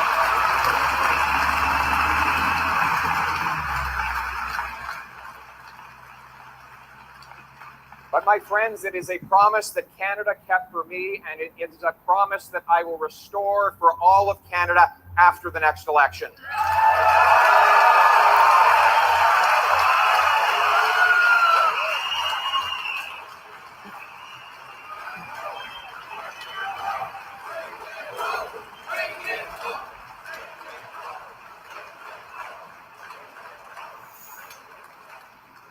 Now, we don't know when that election will be, but when it comes, Canadians will have only two options: a common sense conservative government that frees hardworking people to earn powerful paychecks that buy affordable food, gas, and homes in safe neighborhoods, or a reckless coalition. Oh, don't do that. Oh, tech issues. Takes your money, taxes. Oh, dude, don't adjust your camera. You're fine. You're fine. Don't do it. Don't touch the buttons. Le choix, c'est un gouvernement conservateur, guidé par le gros bon sens, qui défend des Canadiens qui travaillent fort afin qu'ils gagnent plus et payent moins pour la nourriture, l'essence et le logement. Ou Justin Trudeau et le Bloc, qui punissent votre travail, prennent votre argent, taxent votre nourriture et doublent le prix de votre logement. Et soyons clairs, beaucoup de ces politiques sont rendus possibles grâce à l'appui du Bloc. Si les Québécois veulent se débarrasser de Justin Trudeau pour de bon, seul le Parti conservateur peut le remplacer pour vrai.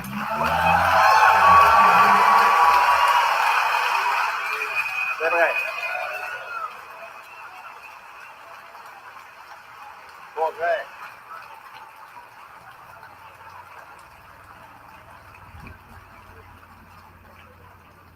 C'est donc un choix entre un pays où les gens qui travaillent fort réalisent leurs rêves ou un pays où le gouvernement divise entre bons et mauvais Canadiens. Un gouvernement qui se mêle de tout, mais qui n'est bon dans rien. Where people get ahead based on merit and smarts, not based on entitlement or inheritance. Speaking of inheritance, no, I'm not talking about Justin Trudeau's family fortune, which he hid out in a tax-protected trust fund. I'm talking about the country that he inherited. Did any prime minister ever inherit a richer legacy? Did any prime minister ever squander it so thoroughly? Think back to how we lived when Justin Trudeau was elected. No, really, think. Interest rates and inflation were rock bottom. Taxes were falling faster than in any time in Canadian history. The New York Times had calculated that Canada's middle class, for the first time ever, was richer than America's middle class. Thank you, Stephen Harper.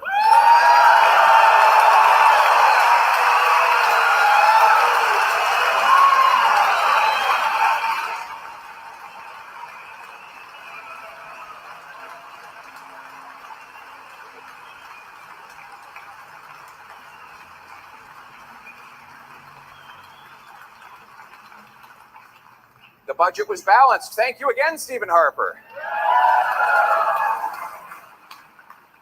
Crime had fallen by 25%, so low that small town folks often left their doors unlocked. Our borders were secure. Housing costs were half of what they are today. Take-home pay had jumped 10% after tax and inflation. All this despite a once-in-a-lifetime financial crisis in the U.S., and wars in Syria, Iraq, Afghanistan, and yes, Ukraine. Funny how when Stephen Harper was prime minister, none of those wars caused inflation in Canada, right? Yes, when Justin Trudeau took over, Canada was rich, affordable, and safe. And he promised that if he had a big government that took more power and more money, he would change everything. And boy, did he ever. That is the only promise that he kept. So what has changed? What has changed? 8 years later, inflation, after already hitting a 40-year high, is back on the rise again. And the economy is shrinking. GDP per capita is actually smaller today than it was 6 years ago. And Canada's growth is now projected to be the worst in the entire OECD, not just for the next 6 years, but for the next 3 decades. Housing costs have more than doubled after Trudeau promised to lower them. It takes 25 years now in Toronto to save up for a down payment. Do you remember when you used to pay off the entire mortgage in 25 years? Some families have to stretch their mortgage out 90 years now, which means that they will have to live to be 120 to ever be mortgage free. Under Trudeau, Canadian homes cost over 50% more than US homes. And you can now buy a castle in Sweden for a lower price than a 2-bedroom in Kitchener. It's almost incredible to say these things, isn't it? But this is life after 8 years of Trudeau. Toronto is now ranked the world's worst housing bubble. And Vancouver is the third most unaffordable housing market in the world. Worse than New York City, worse than London, England, worse than Singapore, a tiny island with 2,000 times more people per square kilometer than Canada. Meanwhile, Trudeau's carbon taxes force 1.5 million people to food banks and it caused a fifth of all people to skip meals. Les aînés vont devoir couper dans leur repas pour payer la taxe Blanchette Trudeau, une nouvelle taxe de Trudeau sur l'énergie que le Bloc veut, et je cite, radicalement augmenter. Ça coûte cher voter Bloc. Oui, ça coûte très cher voter Bloc. Trudeau.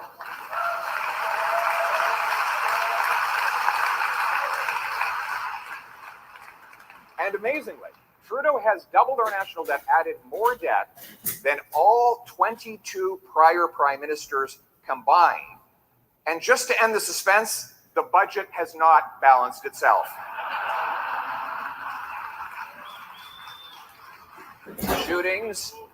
Shootings, gang killings, overdose deaths have all doubled. Trudeau is spent and Canada is broke or broken. Now, he's objected to that term before, but actually he agrees with it. Justin Trudeau and I agree that things are broken. We just disagree on what and who broke it. See, he blames the country itself. He blames Canada. He says our country has no core identity. By the way, my daughter keeps heckling me over there. She does this at home all the time. She's preparing to be a member of parliament. So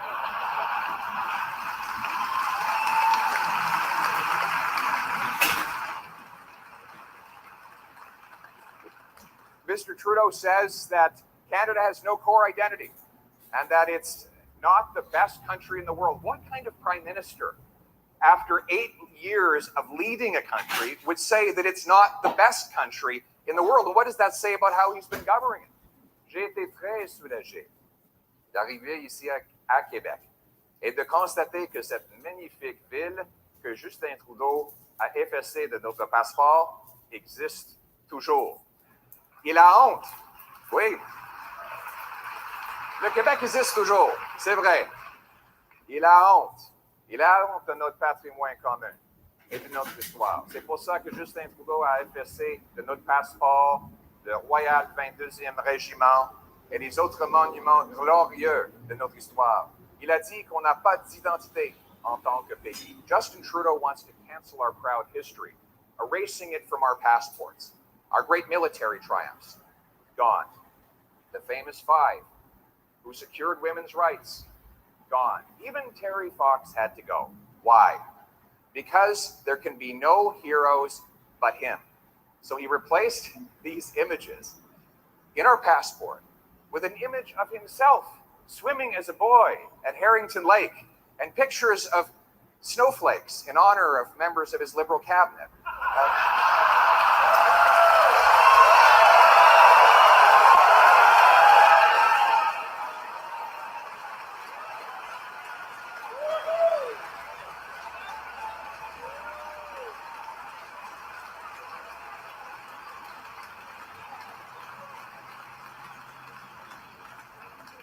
This business of deleting our past must end.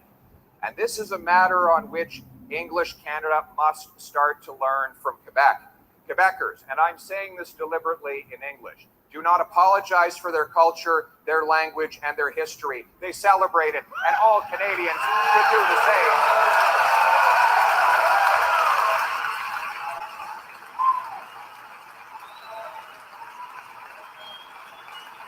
Vive le Québec!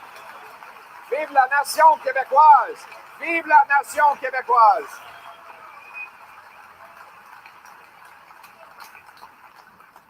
Les Québécois se battent pour préserver leur langue et leur culture. Mon père, qui a des origines canadiennes françaises, me promettait que le Père Noël allait être plus généreux si j'étais capable de rédiger mes listes de souhaits en français. Mais malgré ça, j'avais perdu mon français pendant mon adolescence à Calgary. Et je travaille chaque jour pour l'améliorer. C'est pour ça qu'Anna et moi sommes déterminés à parler français à nos enfants, à les envoyer à l'école en français. C'est aussi...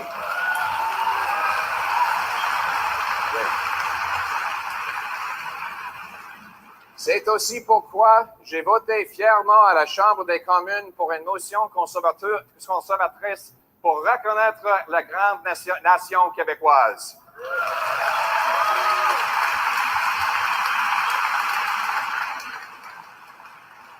Et c'est pour ça que je serai toujours un allié du Québec, du peuple acadien et de tous les francophones à travers le pays.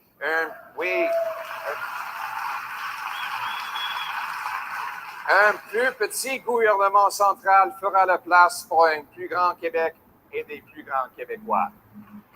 What's worse? But what is worse than what Justin Trudeau thinks about Canada? It's what he thinks of Canadians. He calls them small, fringe, and angry. Recently in Charlottetown, he said everybody needs to stop picking on him because, quote, it's a really tough time to be a politician. Does anybody have a violin?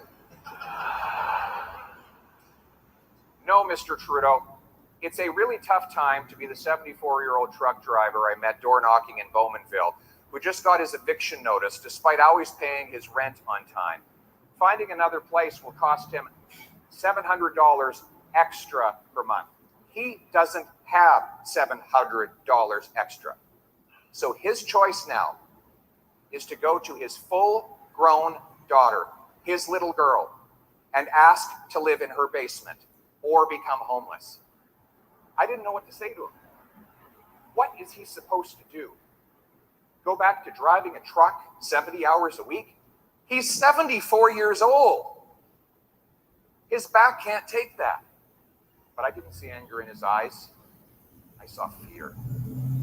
Mr. Trudeau, if you think life is tough for you, you should meet the carpenter I met at a Tim Hortons in the Sioux, who lives in a parking lot because he can't afford the rent. He wasn't angry either. But I was angry for him because an economy where the people who build our homes cannot afford to live in them is fundamentally unjust and wrong.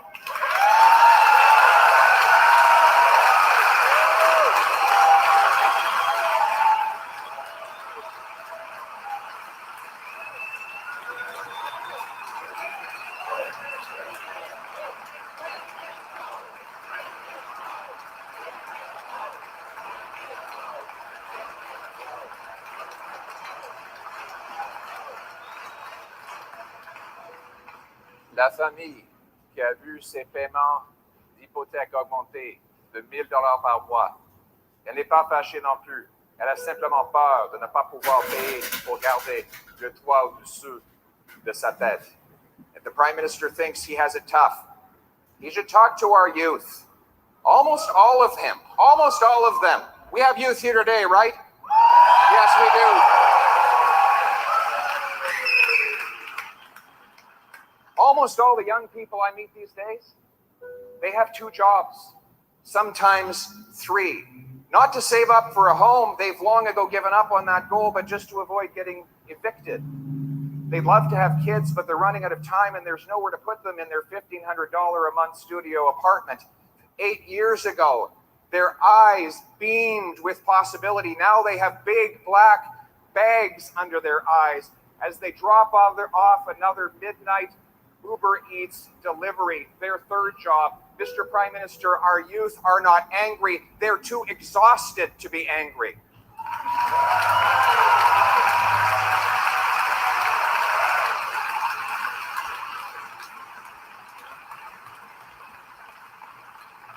He should meet the mom who broke down and told the cashier at the grocery store that all that she can afford is the half-price chicken that is past expiry, which gives her family food poisoning. And the cashier said, I can relate. I live in a tent. It's not anger in their voice, Mr. Prime Minister. It's anxiety. They can't sleep at night because they don't know what they're going to feed their children in the morning. If Mr. Trudeau thinks politicians have it tough, he should meet the veterans that asked his department for help with post-traumatic stress, and they were told to consider instead medical assistance in dying. Remember, this is the Prime Minister who famously told our veterans that they were asking for more than he could give. These soldiers and veterans are not angry either. They are heartbroken that the freedoms they fought for abroad are not respected or repaid here at home.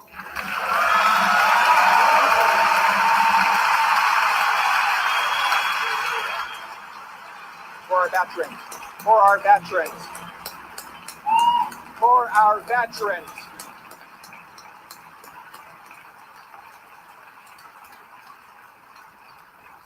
Instead of apologizing to these people for the hell he's put them through, Mr. Trudeau instead calls them names. He wants Canadians to blame each other and not him. He divides divides to distract using race, religion, region, sexuality. He thinks that if you're afraid of your neighbor, you'll forget that you can't afford your groceries. You see, Mr. Trudeau and I agree that things are broken. We just disagree on what's broken and who broke it. He thinks the people are the problem. Canadians know he is the problem.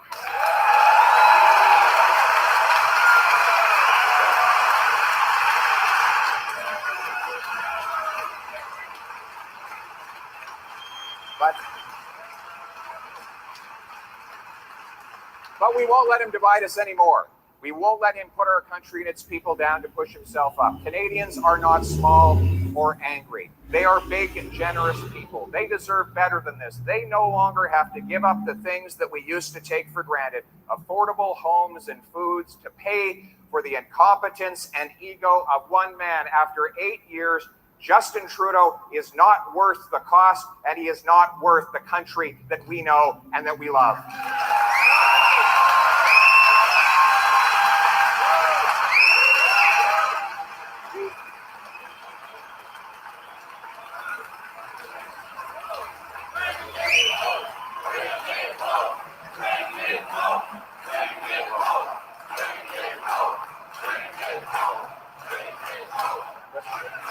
You know the hopeful thing in all this? The hopeful thing is we know what the problem is. And we know it can be fixed. Because life wasn't like this before Trudeau, and it won't be like this after he's gone, which proves that we can turn the hurt into hope. Ladies and gentlemen, we will do this with a Prime Minister that unites all of our people, that casts aside the things that divide us and focuses instead on the things that we have in common. A Prime Minister that opens his arms and wraps them around every single Canadian, every region, with every story, because we have one common future that we share together, right?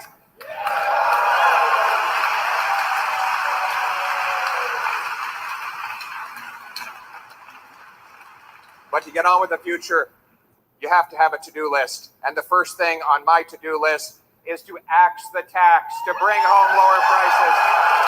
Axe the tax. Axe the tax.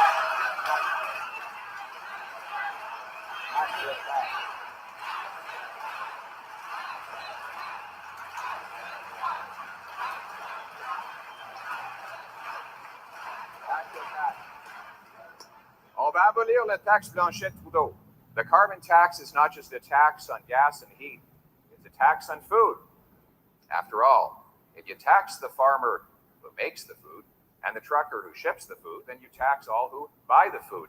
And now Trudeau and Jagmeet Singh want to quadruple the tax to 61 cents a litre, forcing seniors to choose between eating and heating. C'est une nouvelle taxe fédérale qui s'ajoute à tous les autres taxes sur l'énergie déjà en place, imposées par Justin Trudeau. Mais que dit le Bloc? Il appuie et a un seul point de désaccord. Le Bloc pense que le taxe devrait être radicalement augmenté. Radicalement augmenté. On savait que ça coûtait cher voter Bloc, mais soyons clairs, le Bloc veut prendre l'argent des Québécois et le donner au fédéral. Cette taxe Trudeau-Blanchette, c'est une taxe sur l'essence des agriculteurs qui cultivent les aliments et les camionneurs qui les transportent. Donc, c'est une taxe sur tous ceux et celles qui achètent la nourriture. C'est une taxe sur les travailleurs et les propriétaires des petites entreprises dans les banlieues et dans les régions qui ont besoin de leurs camions pour travailler. J'ai un message pour M. Blanchette et M. Trudeau. Dans les régions, les gens ont besoin de leurs camions et leurs voitures pour leur quotidien et vous n'avez pas le droit de piger dans leur poche encore.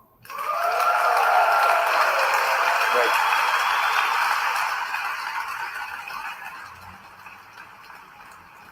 Je vais non seulement abolir la taxe Blanchette-Trudeau, mais je vais mettre fin à la guerre contre l'auto. C'est ça le gros bon sens.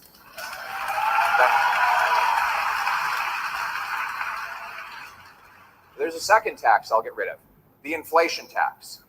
Yes, inflation is a tax.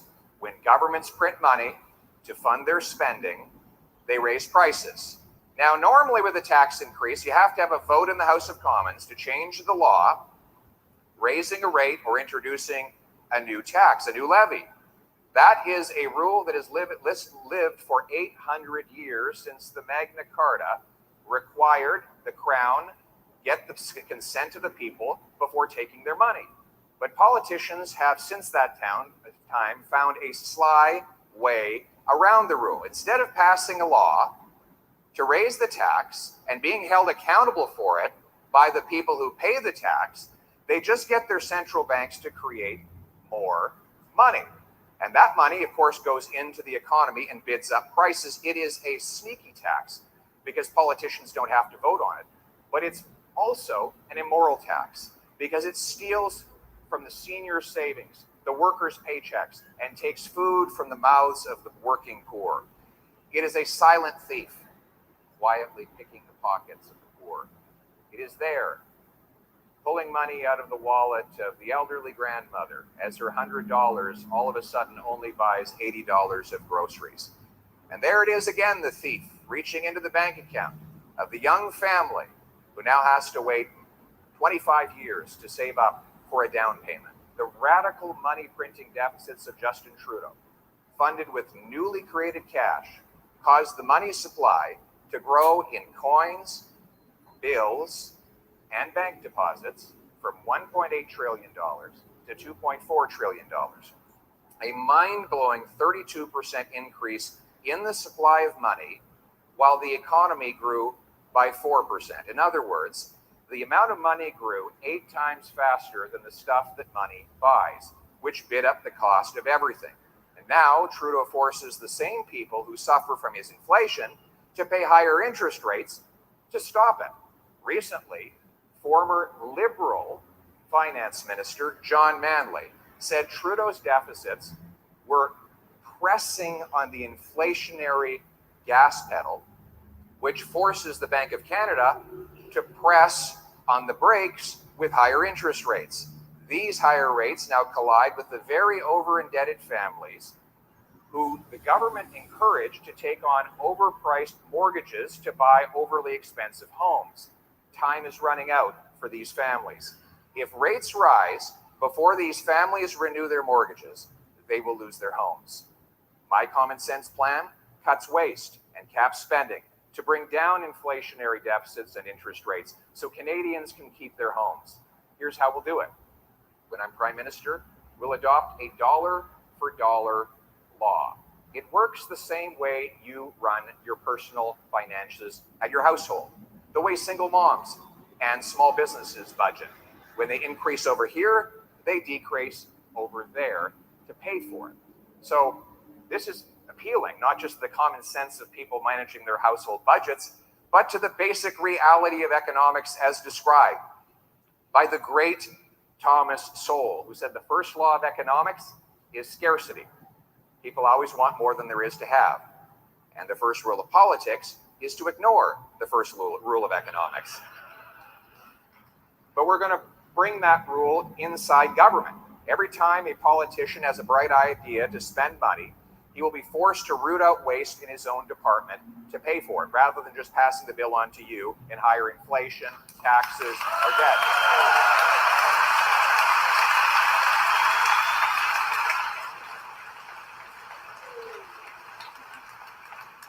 Speaking of waste, we will cut waste. We will get rid of the wasteful and pointless $54 million ArriveCan app.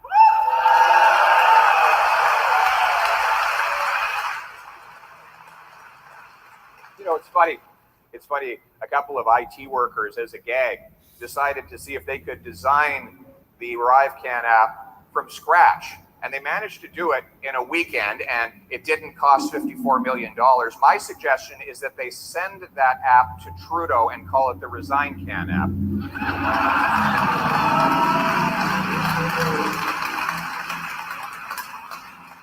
We'll end the $35 billion infrastructure bank that, despite paying bonuses to executives, has not completed a single solitary project yet. We will stop giving money to foreign dictators and global bureaucracies like the Beijing-controlled Asian Infrastructure Bank.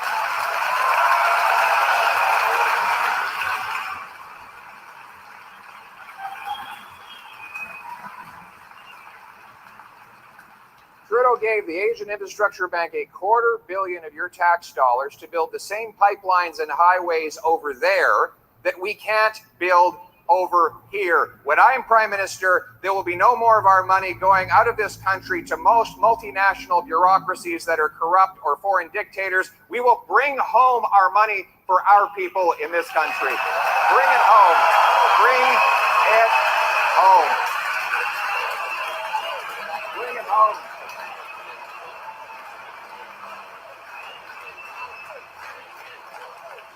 Water. And we will end bonuses for incompetent government executives and central bankers who fail to do their jobs.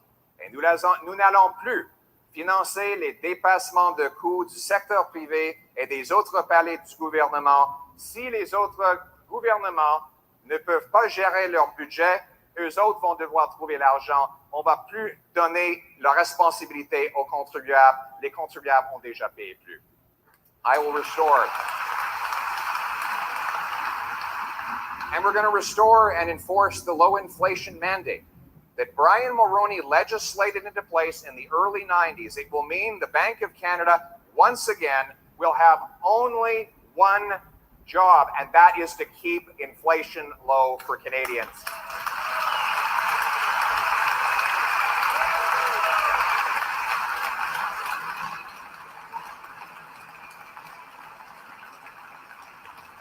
You know, it's funny that balancing the budget to keep inflation and interest rates low was a unanimous policy of all the major political parties at all levels of government for 30 years, right up to the radical departure under Mr. Budget's balance themselves.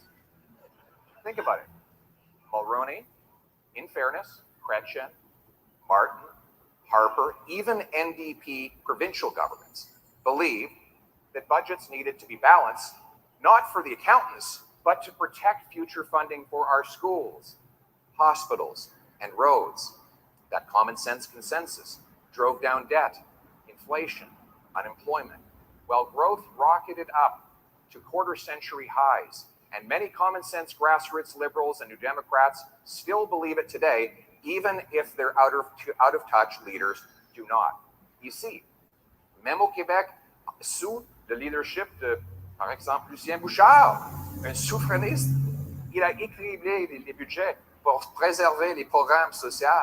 L'heure est venue de rétablir ce consensus fondé sur le gros bon sens pour vaincre l'inflation et pour protéger notre avenir. Instead of creating more cash, we should create more of what cash buys. Grow more food, build more homes, and produce more resources right here in Canada. Bring it home.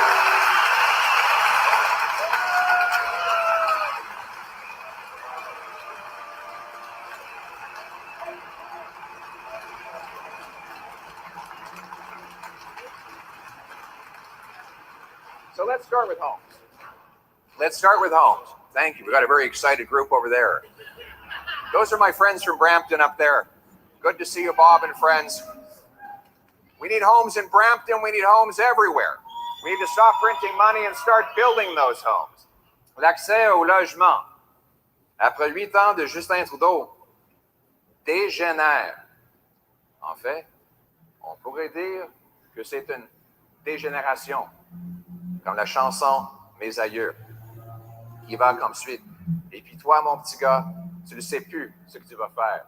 Donc, ton petit toit et demi, bien trop cher, fret en hiver. Il te vient des envies de devenir propriétaire et tu rêves un jour d'avoir ton petit lopin de terre. N'est-ce pas? Un petit lopin de terre! Un petit lopin de terre!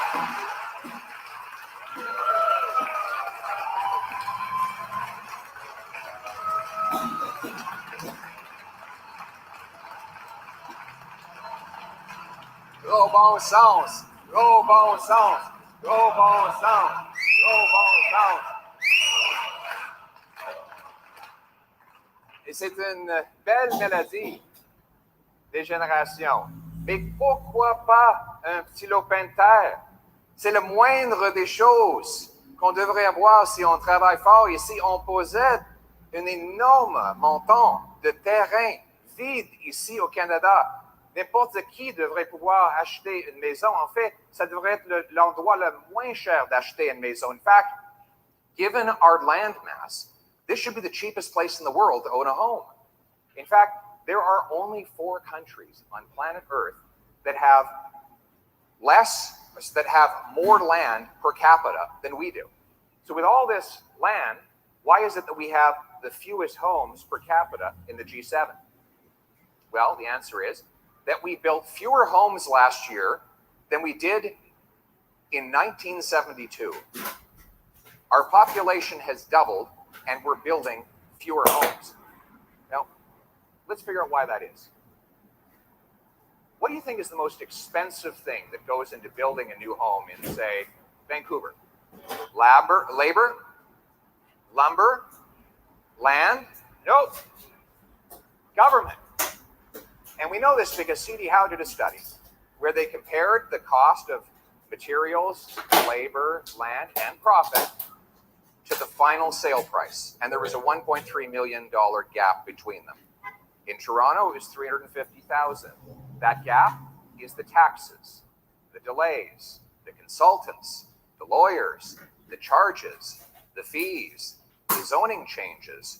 On and on it goes. These costs drive up the price of Canadians to buy a home. Canada has the second slowest building permits in the OECD. The UK and US offer building permits 3 times faster without compromising safety. Une autre étude montre que l'Hôtel de Ville à Montréal a empêché la construction de 24 000 nouvelles maisons et appartements. The city of Winnipeg had to be slapped down by the courts because they blocked 2,000 homes right next to a transit station that was built specifically for those homes. And what is Trudeau's response? He gives these local bureaucracies more money to build themselves up and block homes. He has not built homes. He's built bureaucracy. Now, at a federal level, he's built up a bureaucracy at the CMHC that slows down financing for the builders of affordable apartment units. All of the while, we have a homelessness problem. When I'm Prime Minister, my government will stop giving tax dollars to gatekeepers.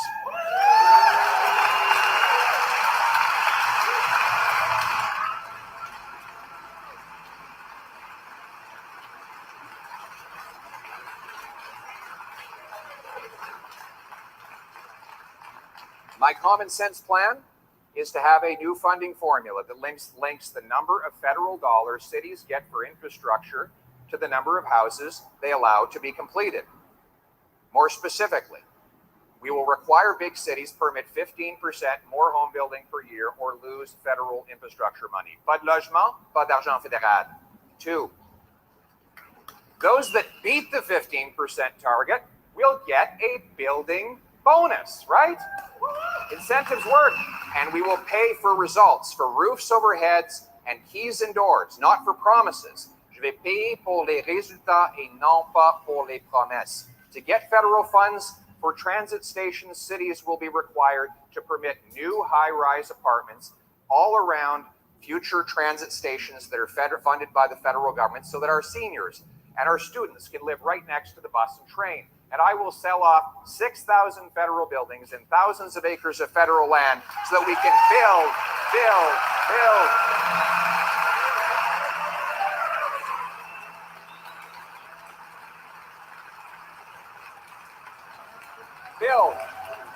Bring it home.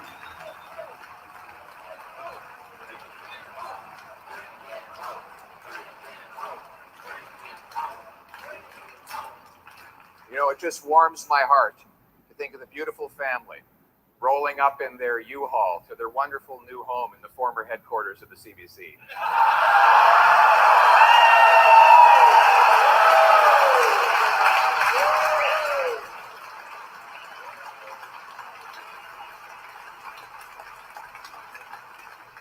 Moins de bureaucracy, plus de maison. We will make sure that Canadians have powerful paychecks to pay the rent and mortgages. We will liberate the mighty strength and smarts of our workers to make more of what we need. We will honor hard work in this country. And that's about more than money. Work brings dollars and dignity, paychecks and purpose, burdens and blessings, a good living and a good life. But today, there's a war on work, with taxes that punish earners and gatekeepers that block jobs. Every time a worker turns around, he's punished for doing the right thing. You make it, Trudeau takes it. Oh, you want to take an extra shift? They claw back your child benefit. You get a bonus. They bump you into a higher tax bracket and take away your reward. You're on disability. You want to get a job? They take away your medication. You're an immigrant doctor. Forget it. You're stuck on minimum wage with no way to prove your qualifications. A single mother in Ontario earning $50,000 a year who goes out and earns another dollar loses 96 cents to clawbacks from the federal, provincial, and municipal governments. Une mère monoparentale au Québec pourrait perdre 80% du prochain dollar qu'elle gagne. The experts call this the marginal effective tax rate, or meter. You've heard of a parking meter, right? You pay to park. A work meter is when you pay to work, right? No good deed goes unpunished. Ça me rappelle de l'histoire du garçon qui demandait à son père, « Papa, c'est quoi une déclaration d'impôt? » Papa répond, « C'est l'inverse de ton bulletin scolaire. Quand tu as fait bien ton travail, t'es puni. » It's true. A tax form is the opposite of your childhood report card. The better you do, the more you get punished, right? But it's not just a matter of money. It's a matter of hope. When people find that no matter how hard they try, they get nowhere, they say, what's the point? They can't move forward. In fact, they can't even see forward. Humans need to progress towards an achievable goal. They need to feel valued and valuable. Le travail, c'est plus que gagner sa vie. Le travail engendre une vie gagnante. Mon plan, fondé sur le gros bon sens, réduira les impôts pour que le travail redevienne payant. My common sense plan cuts income taxes so that you bring home more of each dollar you earn, and hard work once again pays off in this country. Bring it home.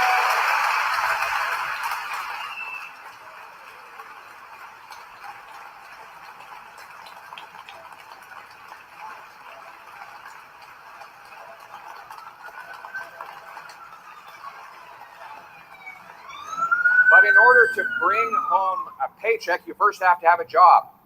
And that's why we will cut taxes and red tape to bring home our businesses, our money, and our jobs to Canada.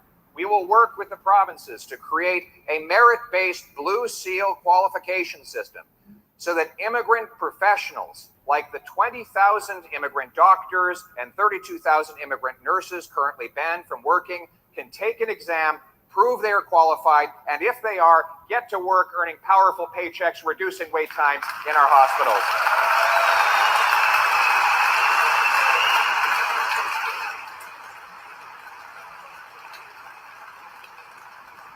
And without apology, we will bring home our energy and resource jobs to this country. Absolutely.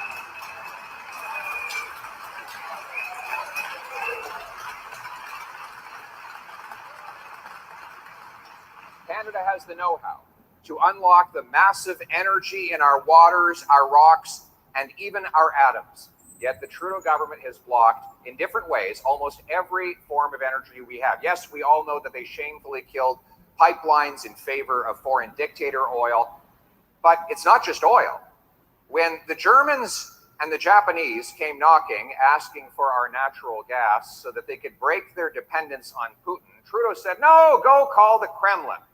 There's no business case. Well, apparently nobody told the Americans that there's no business case. They built 6 liquefaction facilities. No one told the Qataris they more than doubled their production. No one told the Germans, who took a natural gas liquefaction facility from concept to completion in 194 days.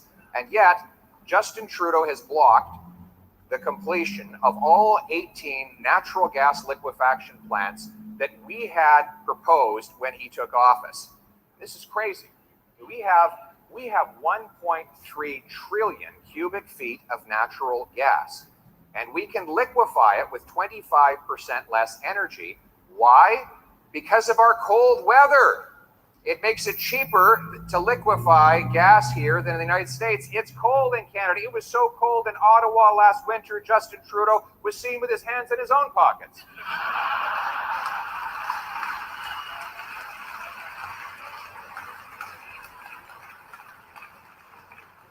His environment minister has protested against nuclear power, and his fisheries department blocked Nova Scotia from developing zero emissions tidal power from the oceans.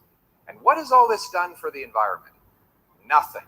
With all these taxes and all these gatekeepers, Canada has missed every single emissions target and now ranks 58th out of 63 in combating the real problem of climate change. The International Energy Agency says the world will be using 50 million barrels of oil every single day for the next 20 years.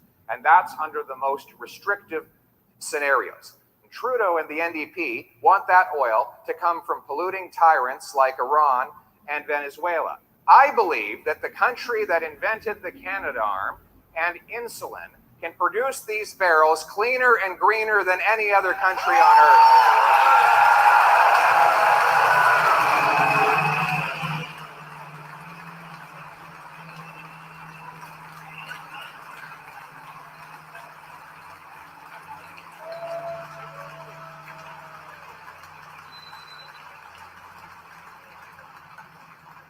My common sense plan repeals the anti-resource law, Bill C-69, and replaces it with a law that will protect our environment, consult First Nations, but get projects approved in 12 months, not 12 years. We will support Newfoundland's plan to double its energy production, ending the need for overseas dictator oil being imported to our country altogether. We will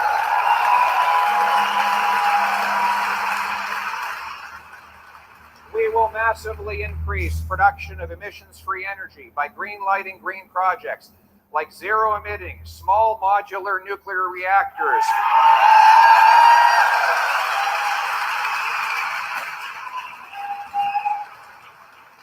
So that New Brunswick, Ontario, Saskatchewan, and Alberta can have this clean energy. And carbon capture and storage will make our oil sands the world's lowest emitting. We will approve more hydro dams and tidal wave power to turn water and gravity into lightning. We will grant permits for natural gas plants to safely ship it off to replace dirty coal in Asia and to break European dependence on Putin. Yes.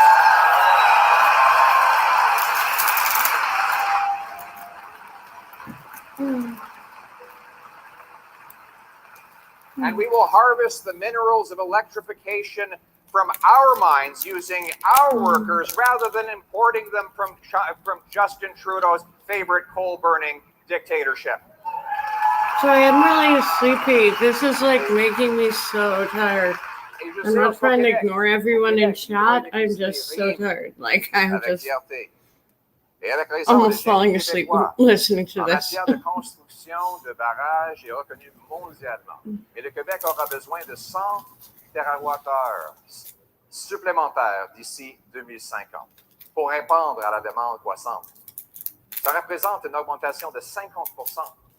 Pour lutter contre le vrai problème de changement climatique, il nous faut plus d'hydroélectricité et rapidement. Mon plan, fondé sur le gros bon sens, utilise la technologie et non pas les taxes, en incitant les entreprises à réduire leurs émissions, en donnant le feu vert aux projets verts, comme les barrages et les éoliennes.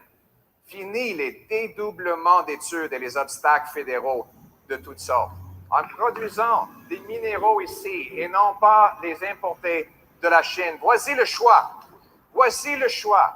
Blanchette et Trudeau veulent radicalement augmenter le prix de l'énergie traditionnelle. Moi, je veux réduire le prix de l'énergie verte. Eux, ils choisissent les taxes. Moi, je choisis la technologie. Eux, ils choisissent d'envoyer notre argent aux dictatures étrangères. Moi, je choisis les travailleurs canadiens.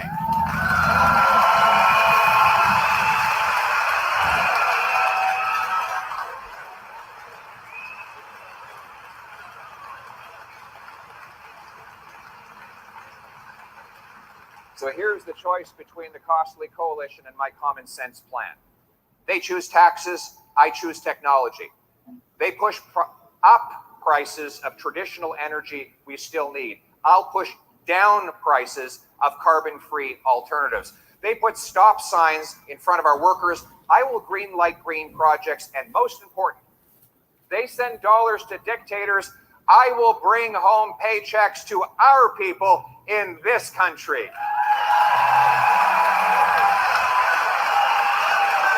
Bring it home. Bring it home.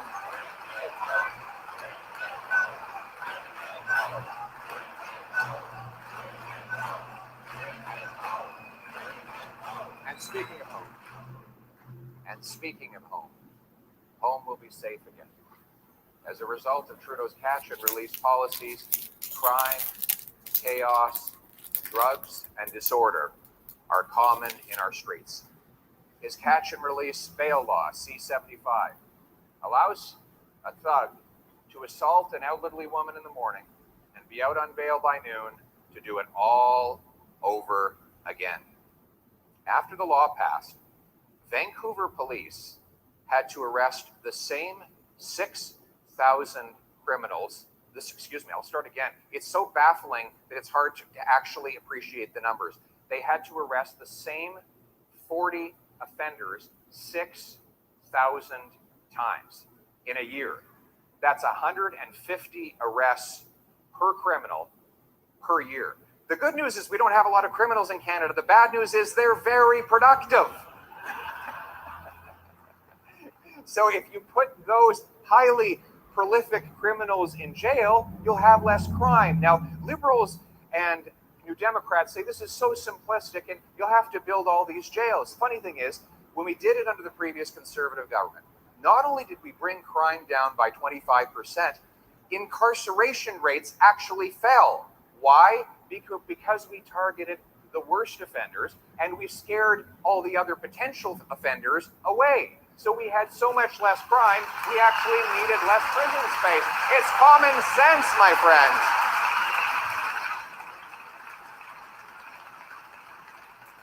Le Bloc a voté en faveur de ce projet de loi de libération rapide des récidivistes violents, tout en appuyant l'interdiction des armes de chasse. J'ai un message pour Yves-François Blanchette. Ce n'est pas le chasseur de Saguenay qui cause la criminalité au centre-ville de Montréal. Ce sont les criminels que vous voulez libérer qui ont causé ce crime. I have a message for Justin Trudeau. It's not the hunter in Labrador that's shooting up downtown Toronto. It's the criminals you keep releasing. Let's leave our hunters alone and respect our lawful and law-abiding firearms owners.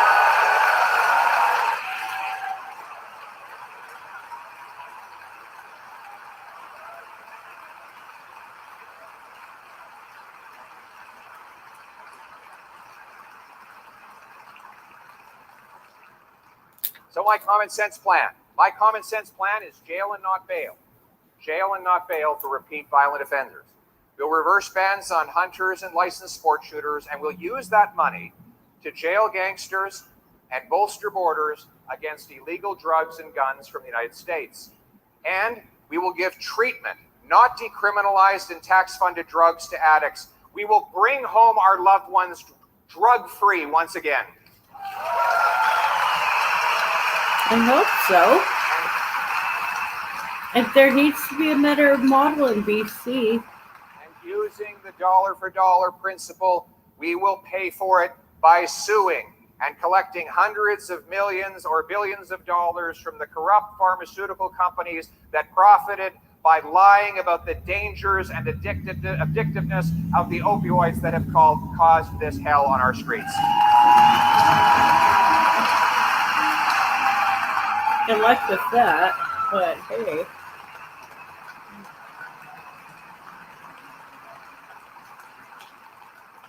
We will bring home our loved ones drug-free, and we will bring home safety again to our streets. The safety of our country in a dangerous world depends not on attending yet another Gab Fest at the UN or, God forbid, Davos. Nor do we secure Canada by sending more and more aid to foreign dictators.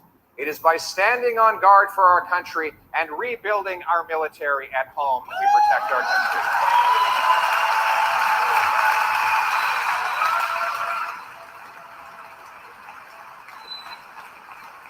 Absolutely. Give it up for our soldiers, sailors, airmen, and veterans.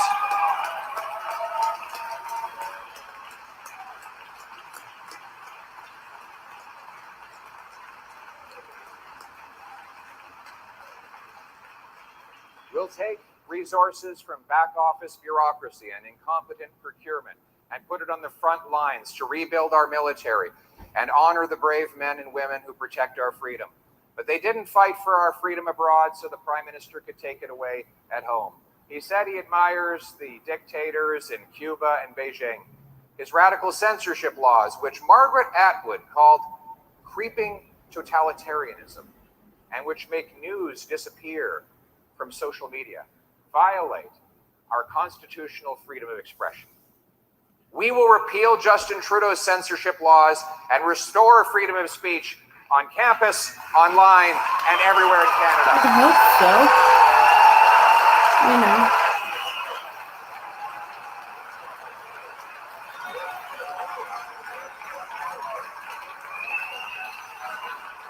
I really hope he will. I'll wait to see. Promises. We will enact a foreign influence registry to expose those paid by foreign dictatorships to interfere in our democracy. And we will shut down foreign-controlled police stations. No sovereign country should ever let a foreign dictatorship run police stations on its soil.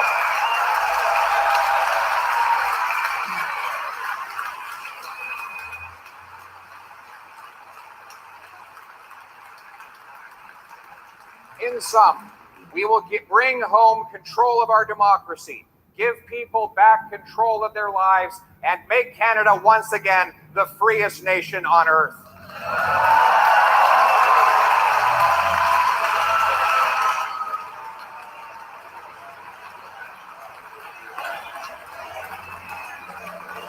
Okay.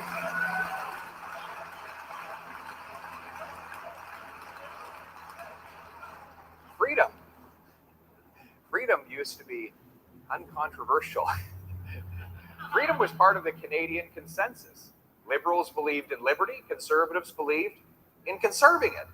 Today's liberals run down freedom so that they can justify taking it away. So often today, we hear that we can't allow freedom, that we need bureaucrats and experts to dictate what ordinary people can hear and say, because ordinary people, in quotation marks, can't make their own decisions.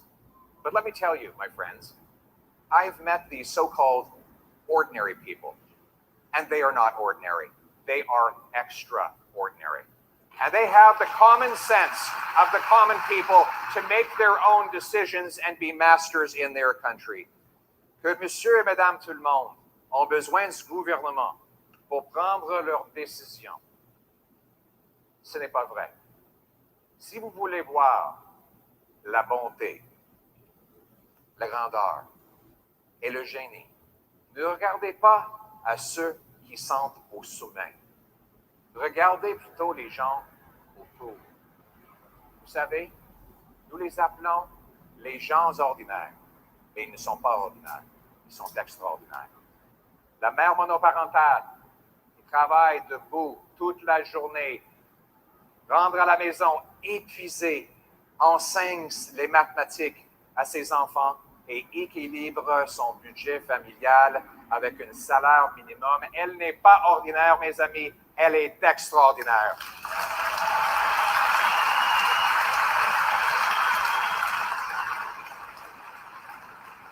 L'agriculteur capable de manier science, seul et tempête pour amener la nourriture de son champ jusqu'à votre assiette n'est pas ordinaire, il est extraordinaire. L'électricien qui capte la poudre et le fait passer dans une file de cuivre pour nous éclairer, il n'est pas ordinaire, il est extraordinaire. Mes amis, ces gens sont censés d'être maîtres chez eux, même s'ils ne sont pas célèbres. Lorsqu'ils meurent, leurs noms ne sont pas dans les manchettes. Il n'y a pas d'éloge à la Chambre des communes. Sans trompette ni tambour, ils ont porté leur famille, leur communauté et leur nation sur leurs épaules. La vraie bonté, le vrai grandeur, le vrai génie, ce sont ces gens. Notre raison d'être est de se faire leurs champions avec leur gros bon sens, unis autour d'un idéal commun, le Canada, notre chez nous.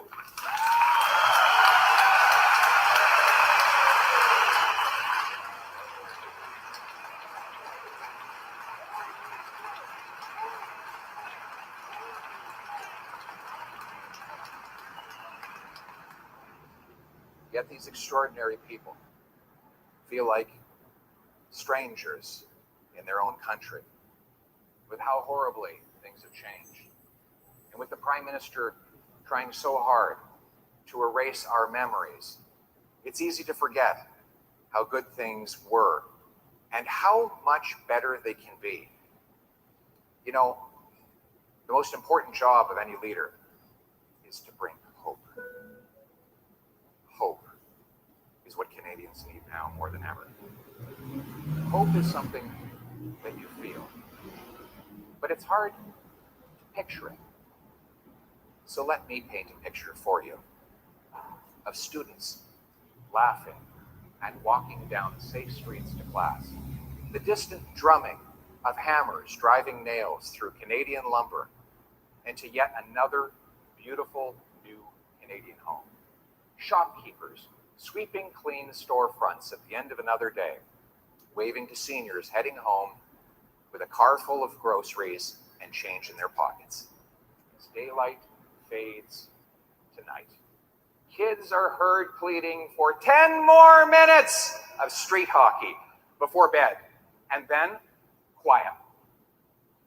And a young couple sits on their front porch, soaking in the summer warmth. A Canadian flag hanging gently but proudly from the front of their house, with a cold drink in one hand and a paycheck in the other. They look into each other's eyes in a way that can only say, the hard work paid off. The sacrifices were worth it, because finally, we're home. Ladies and gentlemen,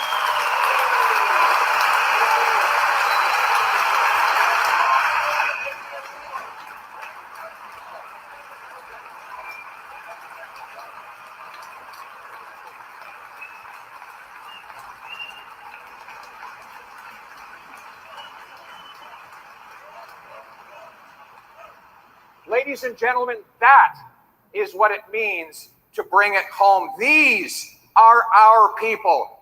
This is our country. This is our home, your home, my home, our home. Let's bring it home.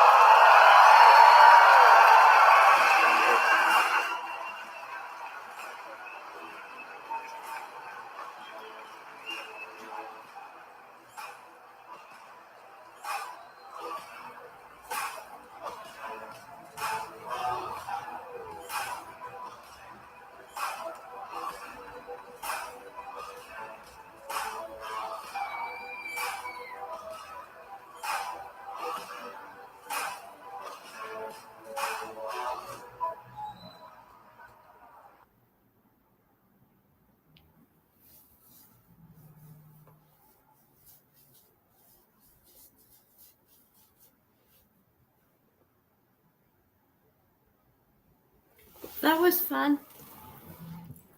Okay. I am so tired. I am so sorry. I'm going to shut down this stream and have a little short nap and some more food. Thank you for joining me. That was interesting. That was a really interesting speech. I'll be back later with more on my blog. Thank you. Good to see everyone.